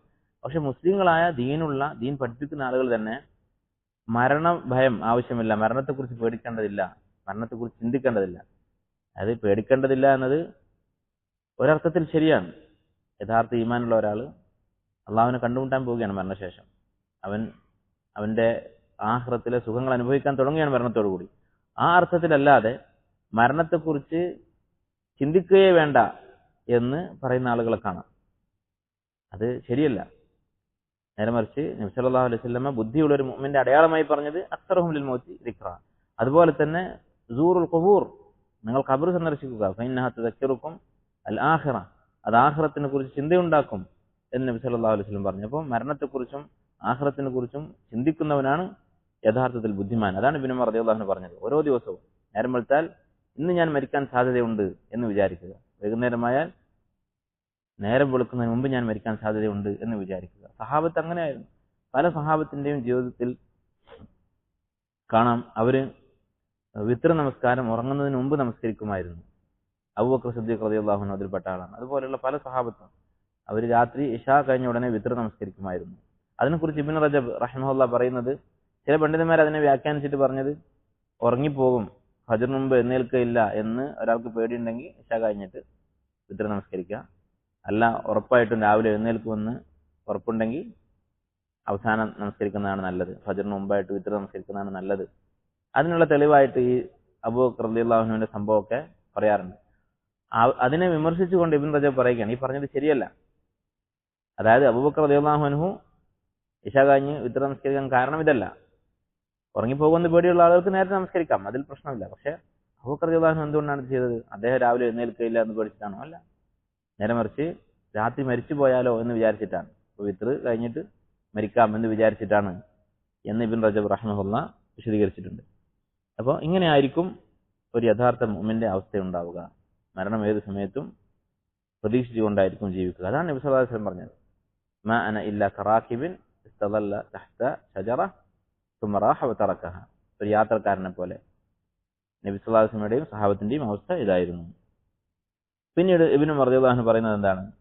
ഖുദ് മിൻ സിഹതിക ലിമറദിക, നിനക്ക് ആരോഗ്യമുള്ള സമയത്ത് രോഗാവസ്ഥക്ക് വേണ്ടത് ചെയ്തു വെക്കുക എന്നാണ് ഉദ്ദേശിക്കുന്നത്. ആരോഗ്യമുള്ള സമയത്ത് ഇബാദത്തുകൾ ചെയ്യുക. അത് രണ്ട് ഉപകാരങ്ങളുണ്ട്. ഒന്ന്, നമുക്കറിയാം രോഗം വന്നാൽ പിന്നീട് നമുക്ക് ഇബാദത്തുകൾ ചെയ്യാൻ സാധിക്കുകയില്ല. മറ്റൊന്ന്, രോഗിയായാൽ അല്ലാഹു തആല ആരോഗ്യമുള്ള കാലത്ത് ചെയ്ത ഇബാദത്തുകളുടെ അതേ പ്രതിഫലം തുടർച്ചയായി തന്നുകൊണ്ടിരിക്കും.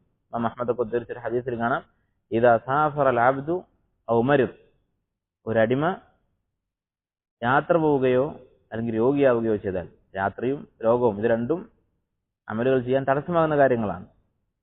അങ്ങനെ സംഭവിച്ചാൽ കുതിബ ലഹു മിനൽ അമൽ, അവന്റെ അമലുകൾ രേഖപ്പെടുത്തിക്കൊണ്ടേയിരിക്കും. അവൻ അമൽ ഒന്നും ചെയ്യുന്നില്ല, രോഗിയാണ്, കിടപ്പിലാണ് അല്ലെങ്കിൽ യാത്രയിലാണ്, പക്ഷെ അവന്റെ ഇബാദത്തുകൾ അല്ലാഹു തആല രേഖപ്പെടുത്തിക്കൊണ്ടേയിരിക്കും. മാ കാന യഅമലു സഹീഹൻ മുഖീമ, അവൻ ആരോഗ്യമുള്ള കാലത്ത് യാത്ര ചെയ്യുന്നതിന് മുമ്പ് എന്തൊക്കെയായിരുന്നു ചെയ്തിരുന്നത്, അതെല്ലാം എഴുതിക്കൊണ്ടിരിക്കും. ഒരാൾ തിങ്കളും വ്യാഴവും നോമ്പ് നിൽക്കുന്ന ആളാണ്, പിന്നീട് രോഗം വന്നതിന് സാധിക്കാതെ വന്നു. പിന്നെയും എല്ലാ ആഴ്ചയും തിങ്കളും വ്യാഴവും അവന് നോമ്പിന്റെ കൂലി കിട്ടിക്കൊണ്ടിരിക്കും. ഒരാൾ തഹജ്ജുദ് നമസ്കരിച്ചിരുന്ന ആളാണ്, രോഗം വന്ന് കിടപ്പിലായി, അയാൾക്ക് അല്ലെങ്കിൽ യാത്ര പോയി, യാത്രയിൽ നമസ്കരിക്കാൻ പറ്റാത്ത അവസ്ഥയാണ്, അയാൾക്ക് ഈ തഹജ്ജുദിന്റെ പ്രതിഫലം കിട്ടിക്കൊണ്ടിരിക്കും. അപ്പോൾ ആരോഗ്യമുള്ള സമയത്ത് നിന്റെ രോഗാവസ്ഥയിലേക്ക് വേണ്ടത് ചെയ്തു വെക്കുക. അങ്ങനെ ചെയ്യാത്ത ഒരാളാണെങ്കിലോ അവൻ രോഗിയാകുമ്പോൾ, പ്രായമായി കിടപ്പിലൊക്കെ ആകുമ്പോൾ അവൻ വളരെ വിഷമത്തിലായിരിക്കും, മരിക്കാൻ പോകുന്നതിന്റെ പ്രയാസമുണ്ടാകും, അതുപോലെ തന്റെ ആയുസ് പാഴാക്കിയതിന്റെ വിഷമമുണ്ടാകും. അങ്ങനെ വിഷമിക്കുന്നതിന് മുമ്പ് ആരോഗ്യമുള്ള സമയത്ത് ഇബാദത്ത് ചെയ്യുക. ശൈത്താൻ നേരെ തിരിച്ചാണ് നമുക്ക് തോന്നിപ്പിക്കുക, കുറച്ചുകൂടി കഴിയട്ടെ, പ്രായമാകട്ടെ. അങ്ങനെ പ്രായമായാൽ എന്ത് സംഭവിക്കും? ആരോഗ്യം കുറയും, ഇബാദത്തുകൾ ചെയ്യാൻ നമുക്ക് സാധിക്കാത്ത അവസ്ഥ വരും, പിന്നെ തിരക്കുകളും വർദ്ധിക്കുകയാണ് ചെയ്യുക. നമ്മുടെ ഷവാഗിൽ നമ്മെ ശ്രദ്ധ തെറ്റിക്കുന്ന കാര്യങ്ങൾ അത് വർദ്ധിക്കുകയാണ് ചെയ്യുക.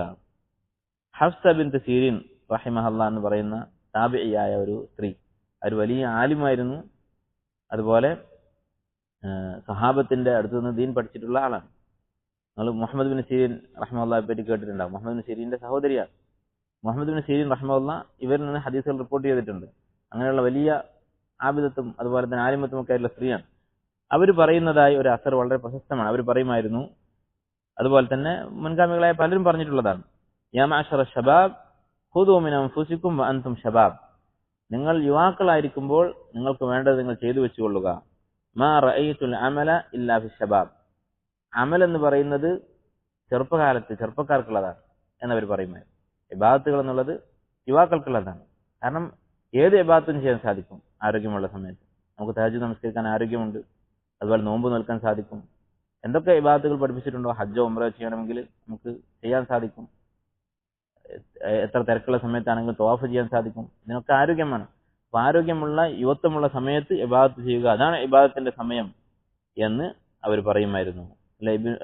Abdullah bin Amr bin as റളിയല്ലാഹു അൻഹു, പറയാം, അദ്ദേഹത്തിന്റെ കഥ സഹീഹ് മുസ്ലിമിൽ അറിയപ്പെട്ട ഹദീസാണ്. അദ്ദേഹം വിവാഹം കഴിച്ചു, വളരെ ചെറിയ പ്രായത്തിലാണ് വിവാഹം കഴിക്കുന്നത്.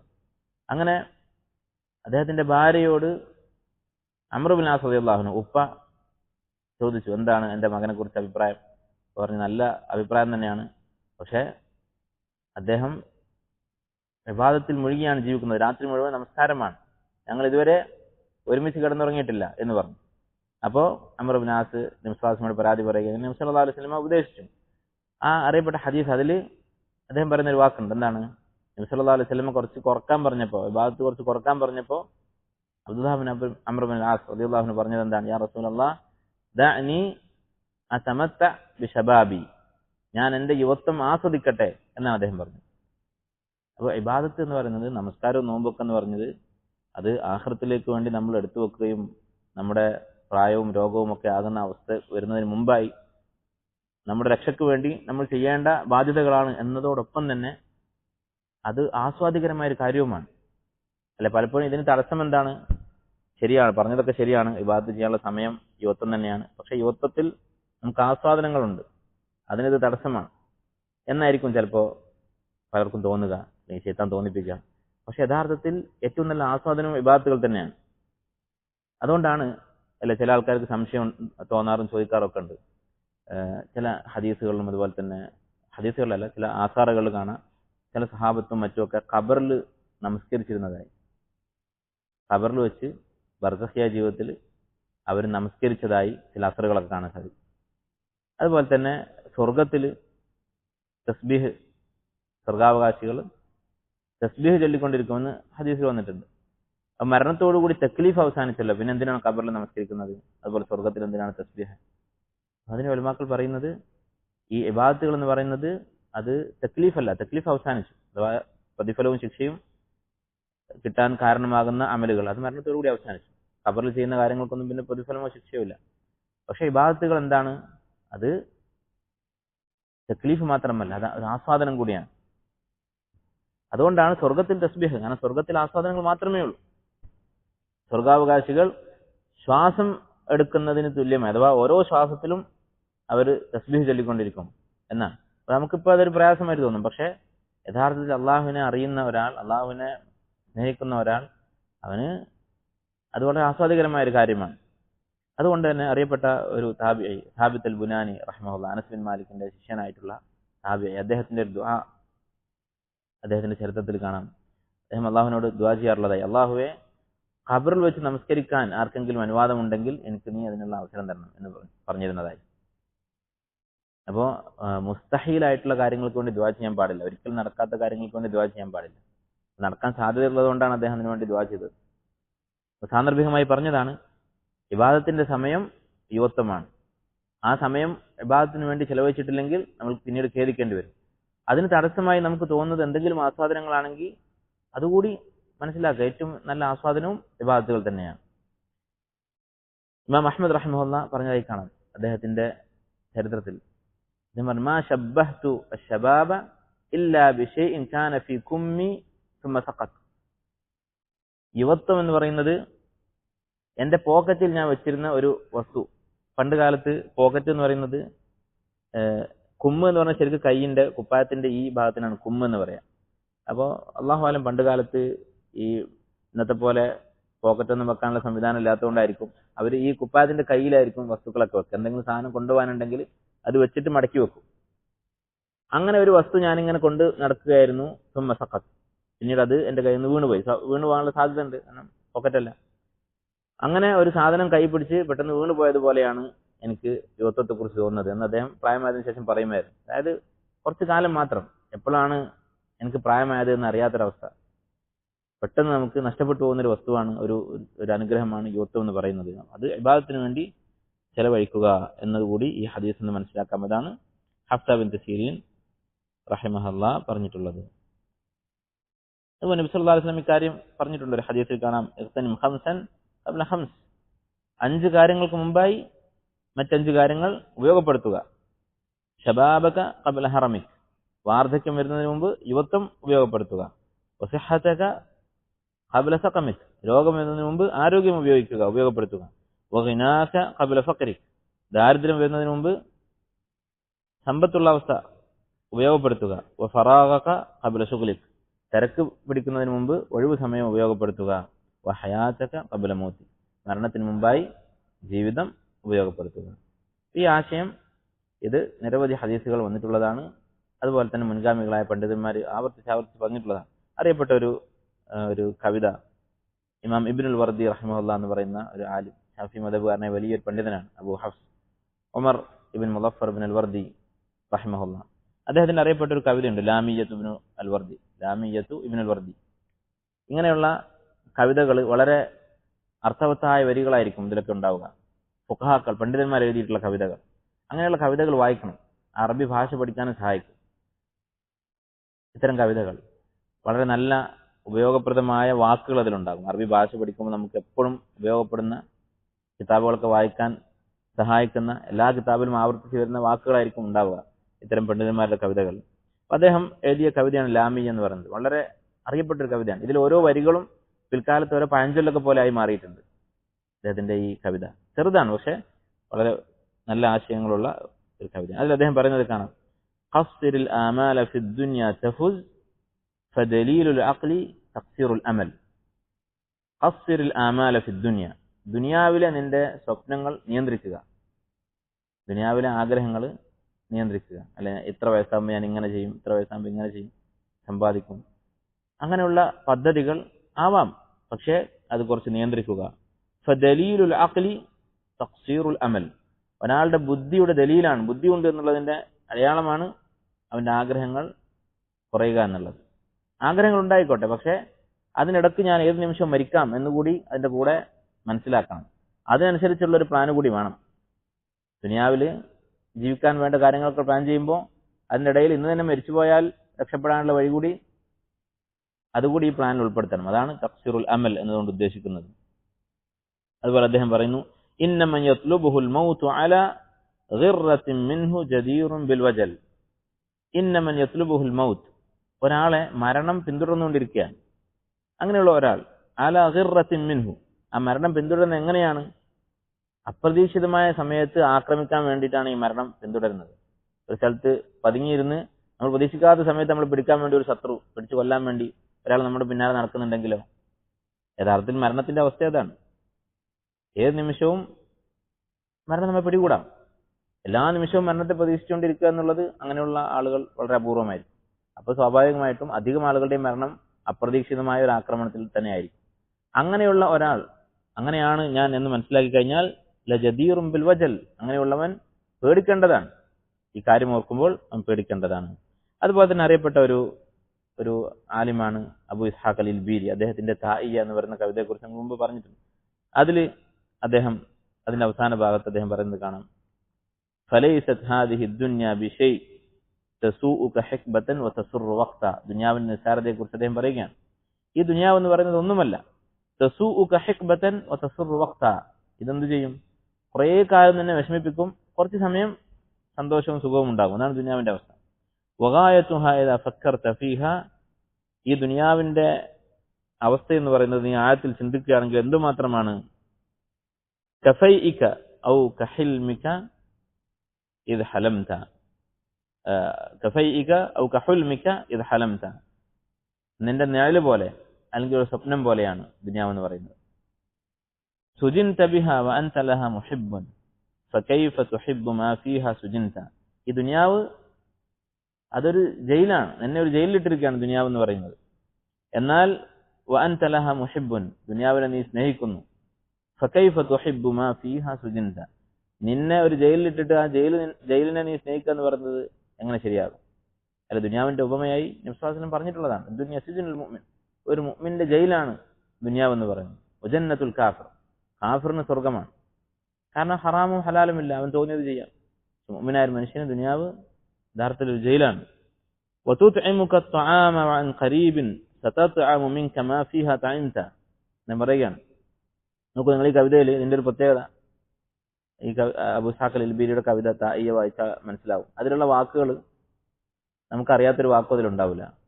നമുക്കെന്ന് പറഞ്ഞാൽ ഖുർആൻ ഓതുന്ന ഒരു സാധാരണ മുസ്ലിമായ ഒരാൾക്ക് അറിയുന്ന വാക്കുകളെ അതിലുണ്ടാവും. പക്ഷേ ഒരാൾക്ക് അതുപോലെ ഒരു കവിത എഴുതാൻ സാധിക്കുകയില്ല. അങ്ങനെയുള്ള സാഹിത്യത്തിനാണ് അസ്സഹ്ലുൽ മുംതനി എന്ന് പറയാം അറബിയിൽ. എന്താണ് സഹലുൽ മുംതനി എന്ന് പറഞ്ഞാൽ? സഹൽ എന്ന് പറഞ്ഞാൽ എളുപ്പമാണ്, വാക്കുകളൊക്കെ ലളിതമാണ്, എല്ലാവർക്കും അറിയുന്ന വാക്കുകളൊക്കെ തന്നെയാണ്. പക്ഷേ മുംതനി, അതുപോലെ ഒന്ന് എഴുതാൻ ശ്രമിച്ചാൽ സാധിക്കുകയില്ല. അങ്ങനെയുള്ള കവിതകൾക്കും അതുപോലെ ഗദ്യരൂപത്തിലുള്ള സാഹിത്യങ്ങൾക്കും ഒക്കെ പറയുന്നതാണ് അസ്സഹ്ലുൽ മുംതനി. അതിൽപ്പെട്ടതാണ് താഇയത്തുൽ ഇൽബീരി എന്ന് പറയുന്നത്. അപ്പോൾ ഇതിൽ നോക്കൂ, വതുത്ഇമുക അത്അമ വഅൻ ഖരീബിൻ സതത്അമു മിൻക മാ ഫീഹാ തഇംത. തആം എന്ന് പറഞ്ഞാൽ എല്ലാവർക്കും അറിയാം, എന്താണ്? ഭക്ഷണം. തഇമ, ഭക്ഷണം കഴിച്ചു. ഖരീബ് എന്ന് പറഞ്ഞാൽ അടുത്ത്. ഈ വരിയിലുള്ള എല്ലാ വാക്കുകളും അറിയാം. പക്ഷെ വലിയൊരു ആശയം അദ്ദേഹം ഈ ലളിതമായ വാക്കുകൾ കൊണ്ട് പറഞ്ഞിരിക്കുകയാണ്. എന്താണ് പറയുന്നത്? വതുത്ഇമുക അത്അം, ഈ ദുനിയാവ് നിനക്ക് ഭക്ഷണം തരും, അല്ലെ? ദുനിയാവിൽ നിന്നാണ് നമ്മൾ എടുത്ത് ഭക്ഷിക്കുന്നത്. വഅൻ ഖരീബിൻ, വളരെ അടുത്ത് തന്നെ, അഥവാ അധികം വൈകാതെ തന്നെ, സതത്അമു മിൻക മാ ഫീഹാ തഇംത, ഈ ദുനിയാവിൽ നിന്ന് നീ കഴിച്ചതൊക്കെ ദുനിയാവ് തിരിച്ചു തിന്നും. എന്നാൽ അടുത്ത് തന്നെ മരിച്ചു മണ്ണാകുമെന്നർത്ഥം. വതശ്ഹദു കുല്ല യൗമിൻ ദഫ്ന ഖില്ലിൻ, ഓരോ ദിവസവും ഒരു സുഹൃത്തിന്റെ ദഫൻ, കബറടക്കുന്ന ചടങ്ങ് നീ കാണുന്നുണ്ട്.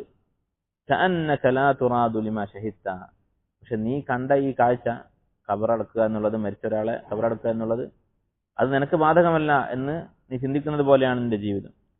വലം തുഖ്ലഖ് ലിതഅമുറഹ വലാകിൻ ലിതഅബുറഹ ഫജിദ്ദ ലിമാ ഖുലിഖ്ത, നീ സൃഷ്ടിക്കപ്പെട്ടിട്ടുള്ളത്, ലം തുഖ്ലഖ്, നിന്നെ സൃഷ്ടിച്ചിട്ടില്ല, ലിതഅമുറഹ, ഈ ദുനിയാവിനെ സജീവമാക്കാൻ വേണ്ടി, ഈ ദുനിയാവിനെ ഇമാറത്ത്, എന്താണ് ഇമാറത്ത് എന്ന് പറഞ്ഞാൽ? ഈ ദുനിയാവ് വിജയിപ്പിക്കാൻ വേണ്ടി, ദുനിയാവിലെ ജീവിതം, ഐഹിക ജീവിതം വിജയിപ്പിക്കാൻ വേണ്ടിയല്ല നിന്നെ സൃഷ്ടിച്ചിട്ടുള്ളത്.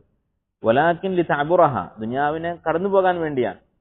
ഫജിദ്ദ ലിമാ ഖുലിഖ്ത, നിന്നെ എന്തിനാണോ സൃഷ്ടിച്ചത് അതിനു വേണ്ടി നീ കൂടുതൽ പരിശ്രമിക്കുക. എന്നിട്ട് അദ്ദേഹം പറയുന്നു, വഇൻ ഹുദിമത്, ഇനി നിനക്ക് ദുനിയാവിൽ എന്തെങ്കിലും നഷ്ടം സംഭവിച്ചാൽ, നിന്റെ ദുനിയാവ് തകർന്നു പോയാൽ, ഫസിദ്ഹ അൻത ഹദ്മൻ, നീ കൂടുതൽ അതിനെ തകർക്കുക. എന്ന് പറഞ്ഞാൽ എന്തെങ്കിലും ദാരിദ്ര്യം ഒക്കെ ബാധിച്ചാൽ അതിൽ വിഷമിച്ചിരിക്കേണ്ടതില്ല. കൂടുതൽ തകർക്കുക എന്നുള്ളത് ആലങ്കാരികമായി പ്രയോഗിച്ചാണ്. കവിത അങ്ങനെയാണ്, മുബാലകത്താണ്. കച്ചവടത്തിന് നഷ്ടം വന്നാലും ഒന്നുകൂടി നഷ്ടം കൂട്ടുക എന്നല്ല, അത്രയും നിസ്സാരമായി കാണുക, ആ നഷ്ടം ഒന്നുമല്ല എന്ന് വിചാരിക്കുക. വഹസ്സിൻ അംറ ദീനിക മസ്തതാഅത, നിന്റെ ദീനിന്റെ കാര്യം നീ പരമാവധി ശരിയാക്കാൻ നോക്കുക, അതാണ് അടിസ്ഥാനം. വലാ തഹ്സൻ അലാ മാ ഫാത മിൻഹ, ദുനിയാവിൽ എന്തെങ്കിലും നഷ്ടപ്പെട്ടാൽ അതിനെക്കുറിച്ച് ഓർത്ത് ദുഃഖിക്കേണ്ടതില്ല. ഇദാ മാ അൻത ഫി ഉഖ്റാക ഫുസ്ത, നിന്റെ ആഖിറത്തിന്റെ കാര്യത്തിൽ നീ വിജയിച്ചിട്ടുണ്ടെങ്കിൽ. ഫലൈസ ബിനാഫിൻ മാ നിൽത മിൻഹ, ഈ ദുനിയാവിൽ നീ എന്തെങ്കിലും നീ നേടിയാൽ അതിൽ നീ സന്തോഷിക്കേണ്ടതുമില്ല. മിനൽ ഫാനി ഇദൽ ബാഖി ഹുരിംത, ഇതിൽ നിന്ന് നേടുന്ന കാര്യം എന്താണ്? മിനൽ ഫാനി, അതൊക്കെ നശിക്കാനുള്ള കാര്യങ്ങളാണ്. ഇദൽ ബാഖി ഹുരിംത, എന്നും നിലനിൽക്കുന്ന ബാക്കിയാകുന്ന ആഖിറത്ത്, അത് നഷ്ടപ്പെട്ടിട്ടാണ് നീ നേടുന്നതെങ്കിൽ അത് കണ്ട് നീ സന്തോഷിക്കേണ്ടതുമില്ല. അപ്പോൾ ഈ ഹദീസിന്റെ ചുരുക്കം ഇതാണ്, ദുനിയാവ് എന്താണെന്ന് മനസ്സിലാക്കുക. അത് മനസ്സിലാക്കിയവനാണ് ബുദ്ധിമാൻ. അതുകൊണ്ട് ചില പണ്ഡിതന്മാർ പറഞ്ഞതായി ഇബ്നു റജബ് ജാമിഉൽ ഉലൂം വൽ ഹിക്മ എന്ന് പറയുന്ന അദ്ദേഹത്തിന്റെ ഷറഹിൽ പറഞ്ഞത് കാണാം. ഒരാള് സ്വത്ത് വഖഫ് ചെയ്യുകയാണെങ്കിൽ, മുമ്പ് നമ്മൾ പറഞ്ഞിട്ടുണ്ട് എന്നാണ് എൻ്റെ ഓർമ്മ, ഒരാള് വഖഫ് ചെയ്തു ഒരു ബിൽഡിംഗ്, ഇതിൽ നിന്ന് കിട്ടുന്ന വരുമാനം ആർക്കാണ്?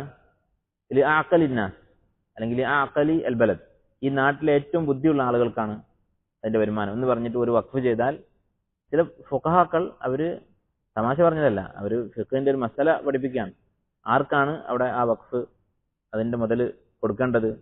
ആ നാട്ടിലെ സാഹിത്യങ്ങളായിട്ടുള്ള ദുനിയാവിൽ വിരക്തിയോടുകൂടി ജീവിക്കുന്ന ആളുകൾക്കാണ് കൊടുക്കേണ്ടത്, കാരണം അവരാണ് ഏറ്റവും ബുദ്ധിമാന്മാർ എന്ന് പറഞ്ഞതായി ഇബ്നു റജബ് റഹിമഹുല്ലാഹ് ഉദ്ധരിച്ചത് കാണാൻ സാധിക്കും. അതാണ് ബുദ്ധി. കാരണം ഇമാം ഖുർത്തുബി റഹിമഹുല്ലാഹ് സൂറത്ത് അൽ ആലയുടെ തഫ്സീറിൽ പറയുന്നത് കാണാം, വലൽ ആഖിറത്തു ഖൈറുൻ വഅബ്ഖാ എന്നുള്ള ആയത്തിന്റെ വിശദീകരണത്തിൽ അദ്ദേഹം പറയാണ്, ദുനിയാവ് എന്ന് പറയുന്നത് എങ്ങനെയാണ്, ദുനിയാവും ആഖിറത്തും തമ്മിലുള്ള ഉപമ അദ്ദേഹം പറയാണ്.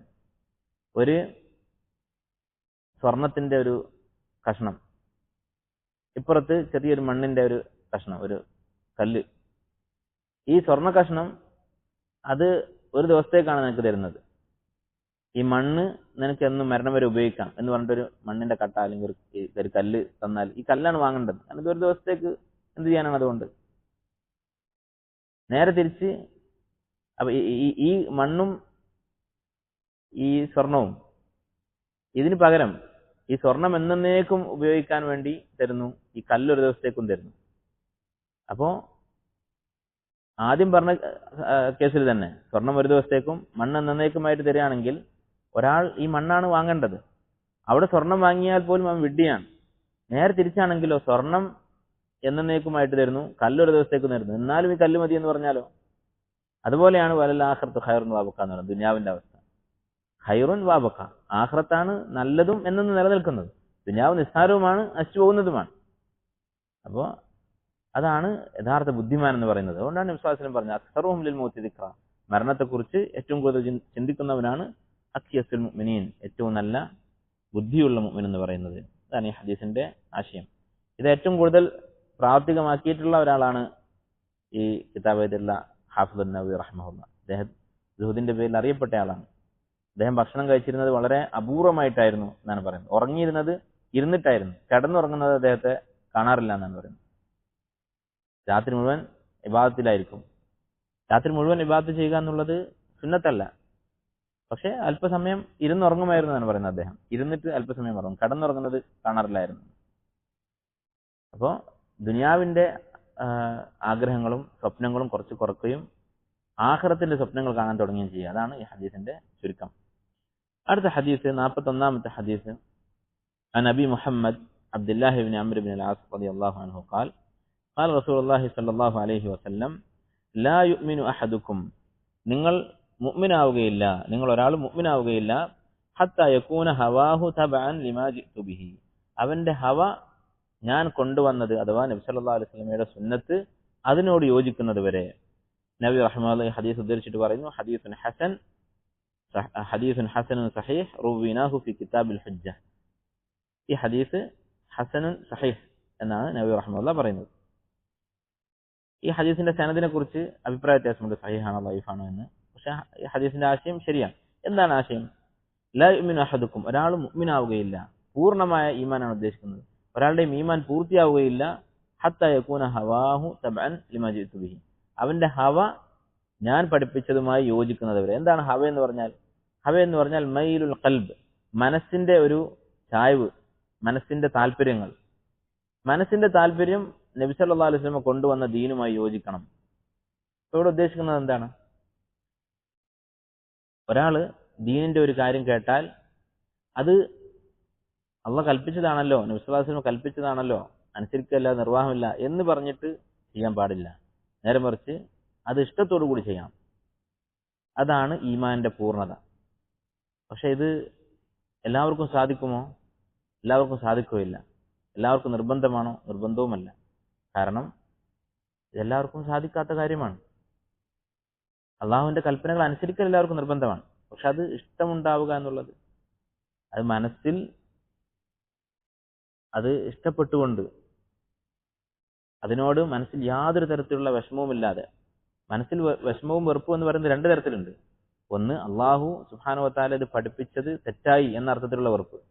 അങ്ങനെ തോന്നിയാൽ അവൻ ഇസ്ലാമിൽ നിന്ന് പുറത്താകും. അതല്ല, സ്വാഭാവികമായും പ്രകൃതിപരമായി മനസ്സിൽ ഒരു വിഷമം ഉണ്ടാകും, അത് ചെയ്യാൻ നമുക്ക് പ്രയാസമുള്ളത് കൊണ്ട്. അങ്ങനെയുള്ള വിഷമം അത് തെറ്റല്ല, അത് സഹാബത്തിന് പോലും ഉണ്ടായിട്ടുള്ള കാര്യമാണ്. ഉദാഹരണത്തിന് ജിഹാദിനെ കുറിച്ച് അല്ലാഹു തആല പറഞ്ഞാൽ കുത്തിബ അലൈക്കുമുൽ ഖിതാലു വഹുവ കുർഹുൻ ലക്കും, യുദ്ധം നിങ്ങൾക്ക് നിർബന്ധമാക്കിയിരിക്കുന്നു, വഹുവ കുർഹുൻ ലക്കും, നിങ്ങൾക്കത് വെറുപ്പാണ്. ആർക്ക്? നിങ്ങൾ എന്ന് പറഞ്ഞാൽ ആരാണ്? സഹാബത്ത്. അപ്പോൾ സഹാബത്തിൽ പലർക്കും യുദ്ധം ചെയ്യാൻ വെറുപ്പുണ്ടായിരുന്നു. ഏതർത്ഥത്തിൽ? യുദ്ധം ചെയ്യുമ്പോൾ ഉണ്ടാകുന്ന ഭൗതികമായ നാശനഷ്ടങ്ങളും പ്രയാസങ്ങളും ഓർക്കുമ്പോൾ മനസ്സിൽ വിഷമമുണ്ടാകും. പക്ഷേ ഇത് അള്ളാഹുവിന്റെ നിയമമാണല്ലോ എന്ന് ഓർത്ത് അവർ യുദ്ധം ചെയ്യും, അവരുടെ ജീവൻ നഷ്ടപ്പെട്ടാലും. പ്രകൃതിപരമായി ഉണ്ടാകുന്ന മടിയും അതിനോട് തോന്നുന്ന പേടിയും വിഷമവും ഒക്കെ അത് പല കാര്യത്തിലും സഹാബത്തിന് ഉണ്ടായിട്ടുള്ളതായി ഖുർആനിൽ തന്നെ കാണാം. അതിൽപ്പെട്ട ഒന്നാണ് ഈ ആയത്ത്. അതുപോലെ തന്നെ മക്ക ഫതഹിന് ശേഷം ഇന്നമൽ മുശ്രികൂന നജസുൻ എന്ന് പറഞ്ഞിട്ട് അല്ലാഹു തആല ആയത്തിറക്കി, മുശ്രിക്കുകളെ ഹറമിൽ പ്രവേശിപ്പിക്കരുത്. അപ്പോൾ ഈ ആയത്തിറക്കിയപ്പോൾ നമുക്കറിയാം മക്കക്കാരുടെ പ്രധാനപ്പെട്ട വരുമാനം എന്തായിരുന്നു? കച്ചവടമാണ്. മക്കക്കാർ കച്ചവടക്കാരും മദീനക്കാർ കൃഷിക്കാരുമാണ്. അപ്പോൾ മക്കയിൽ അവരുടെ കച്ചവടത്തിന്റെ ഏറ്റവും പ്രധാനപ്പെട്ട സീസൺ എന്ന് പറയുന്നത് ഹജ്ജാണ്. ലോകത്തിന്റെ നാനാഭാഗത്തു നിന്നും ആളുകൾ ഹജ്ജിന് വരും. ഇബ്രാഹിം നബി അലൈഹി സ്വലാമിന്റെ കാലത്ത് മുതലുള്ളതാണ്. അപ്പൊ ആ ഹജ്ജിന്റെ സമയത്ത് നടക്കുന്ന കച്ചവടമാണ് മക്കക്കാരുടെ പ്രധാന വരുമാനം. അത് ഇനി ഉണ്ടാവുകയില്ല. കാരണം ഇസ്ലാം എവിടെയാണുള്ളത്? മക്കത്തും മദീനത്ത് ഇസ്ലാമുള്ളൂ. മക്ക ഫത്തിന്റെ സമയത്ത് മക്കത്തും മദീനത്ത് മാത്രമേ ഇസ്ലാമുള്ളൂ. അപ്പൊ സഹാബത്ത് മാത്രം അങ്ങോട്ടും ഇങ്ങോട്ടും കച്ചവടം ചെയ്യേണ്ടി വരും. ബാക്കിയുള്ള നാട്ടിൽ നിന്നൊക്കെ വരുന്ന ആളുകളുടെ ഹജ്ജ് അവസാനിച്ചു. ഇന്നമൽ മുശ്രികൂന നജസുൻ ഫലാ യഖറബുൽ മസ്ജിദൽ ഹറാം. അപ്പൊ അവരെ സംബന്ധിച്ചിടത്തോളം വലിയൊരു ബിസിനസ്സിൽ വലിയ നഷ്ടമാണ് സംഭവിക്കാൻ പോകുന്നത്. അപ്പോൾ അല്ലാഹു തആല പറഞ്ഞു, ഇൻ ഖിഫ്തും ഐലതൻ ഫസൗഫ യുഗ്നീകുമുല്ലാഹു മിൻ ഫദ്ലിഹി ഇൻഷാ.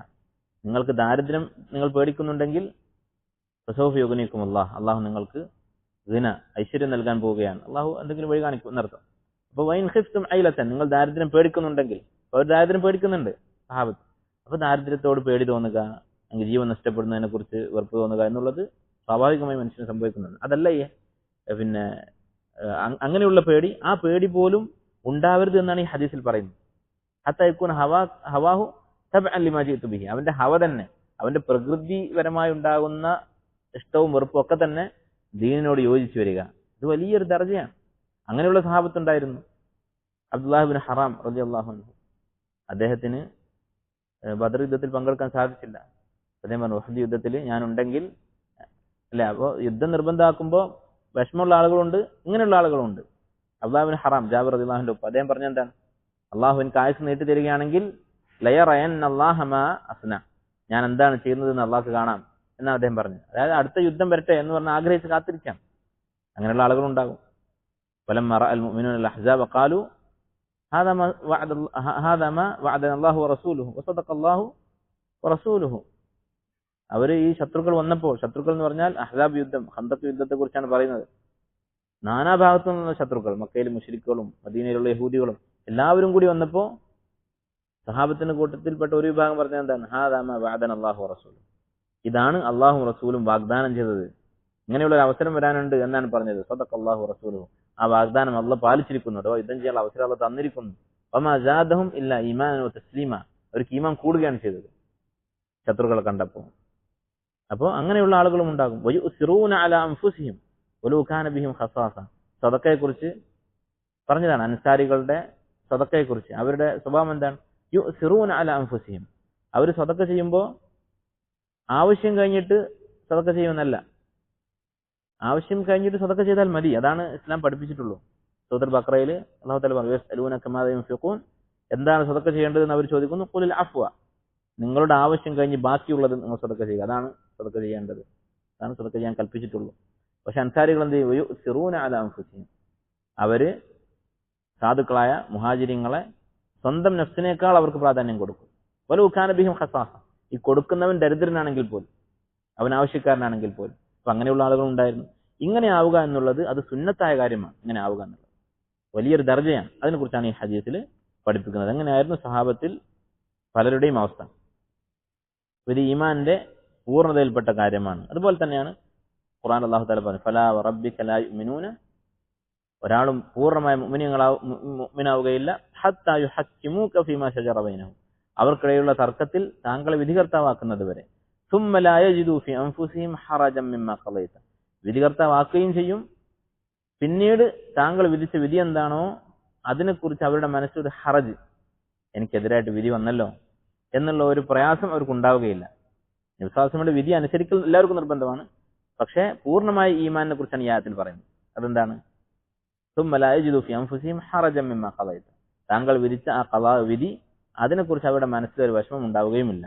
വയുസല്ലിമു തസ്ലീമ, അവർ പൂർണ്ണമായും അതിന് കീഴൊതുങ്ങുക തന്നെ ചെയ്യും. അപ്പൊ ഇതാണ് ഈ ഹദീസ് പഠിപ്പിക്കുന്ന ആശയം. ചില ഷറഹുകളിൽ ചില ആളുകൾ ഈ ഹദീസ് വിശദീകരിക്കുമ്പോൾ മറ്റൊരായത്ത് പറയാറുണ്ട്. അതെന്താണ്? വമാ കാന ലിമുഅ്മിനിൻ വലാ മുഅ്മിനത്തിൻ ഇദാ ഖല്ലല്ലാഹു റസൂലുഹു അംറൻ അൻ യകൂന ലഹുമുൽ ഖിയറത്തു മിൻ അംരിഹി, അല്ലാഹുവും റസൂലും ഒരു കാര്യം കൽപ്പിച്ചാൽ അതിൽ പിന്നെ ഒരു തെരഞ്ഞെടുപ്പ്, അത് അനുസരിക്കണോ വേണ്ടേ എന്നുള്ള ഒരു ഖിയാർ, അത് ഒരു മുഅ്മിന് ഇല്ല എന്ന് പറഞ്ഞിട്ടുള്ള ആയത്ത്. യഥാർത്ഥത്തിൽ ആ ആയത്തിൽ പറയുന്ന ആശയമല്ല ഈ ഹദീസിൽ പറയുന്നത്. അതെല്ലാ മുഅ്മിനീങ്ങൾക്കും നിർബന്ധമാണ്. അല്ലാഹു റസൂൽ കാര്യം കൽപ്പിച്ചാൽ അത് മാറ്റി മറ്റൊരു അഭിപ്രായം സ്വീകരിക്കാൻ പാടില്ല എന്ന് പറയുന്നത് അത് നിർബന്ധമാണ്. അങ്ങനെ ഒരാൾ ധിക്കരിച്ചാൽ അവൻ കുറ്റക്കാരനാണ്. പക്ഷെ ഇത് ആ കുറ്റക്കാരനാകുന്ന കാര്യത്തെ കുറിച്ചല്ല പറയുന്നത്. ഇതെന്താണ്? നേരത്തെ നമ്മൾ പറഞ്ഞതുപോലെ സ്വന്തം ഹവ തന്നെ, നമ്മുടെ ആഗ്രഹങ്ങൾ തന്നെ ദീനിനോട് യോജിച്ച രൂപത്തിലാവുക.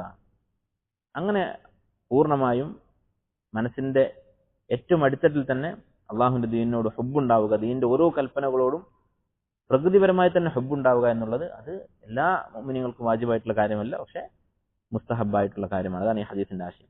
ഇങ്ങനെയാണ് ഒരാളുടെ ഈമാൻ പൂർത്തിയാവുക എന്നുണ്ടെങ്കിൽ നിങ്ങൾ ആലോചിച്ച് നോക്കി, ഇന്ന് നമ്മുടെ അവസ്ഥ എന്താണ്, അല്ലെങ്കിൽ പല ആളുകളുടെ അവസ്ഥ എന്താണ്? ഒരു ഹദീസിൽ ഒരു കാര്യം കണ്ടാൽ, ഒരു ആശയം കണ്ടാൽ അത് വിശ്വസിക്കാൻ മറ്റു പലരുടെയും അംഗീകാരം വേണം.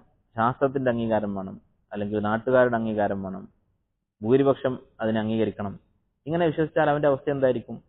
അല്ലെ, എത്രയോ ഉദാഹരണങ്ങൾ നമുക്ക് കാണാൻ സാധിക്കും. ഇപ്പോൾ പല്ലിയെ കൊല്ലുന്ന ഹദീസ്, അത് ഉൾക്കൊള്ളാൻ പറ്റാത്ത ആളുണ്ട്. പല്ലിയൊരു ജീവിയല്ലേ, അതെന്ത് തെറ്റ് ചെയ്തു?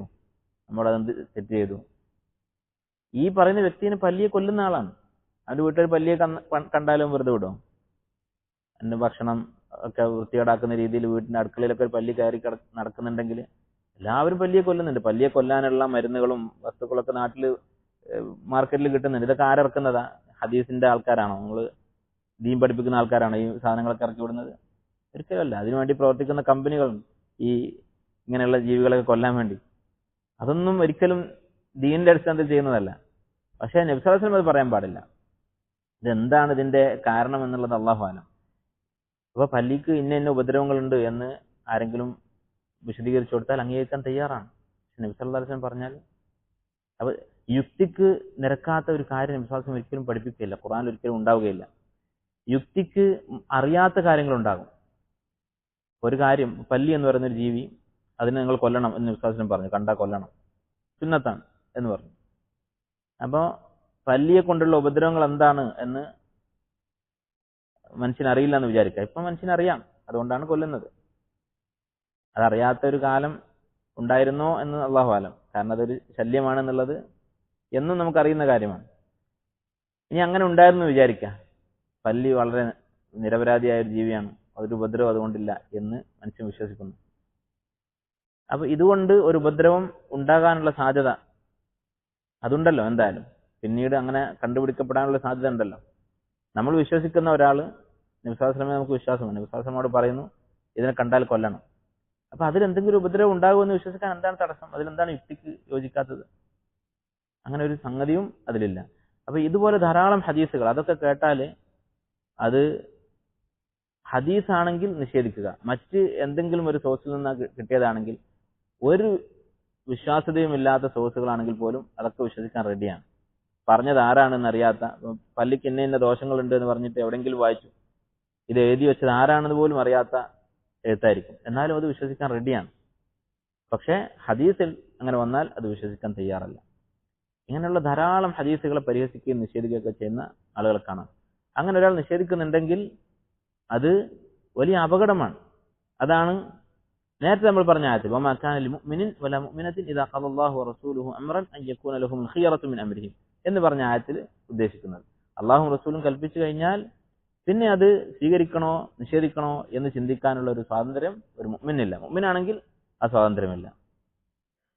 എന്നാൽ അതിനും അപ്പുറത്താണ് യഥാർത്ഥത്തിൽ പൂർണ്ണമായ ഈമാനുള്ള ആളുകൾ ആവേണ്ടത്.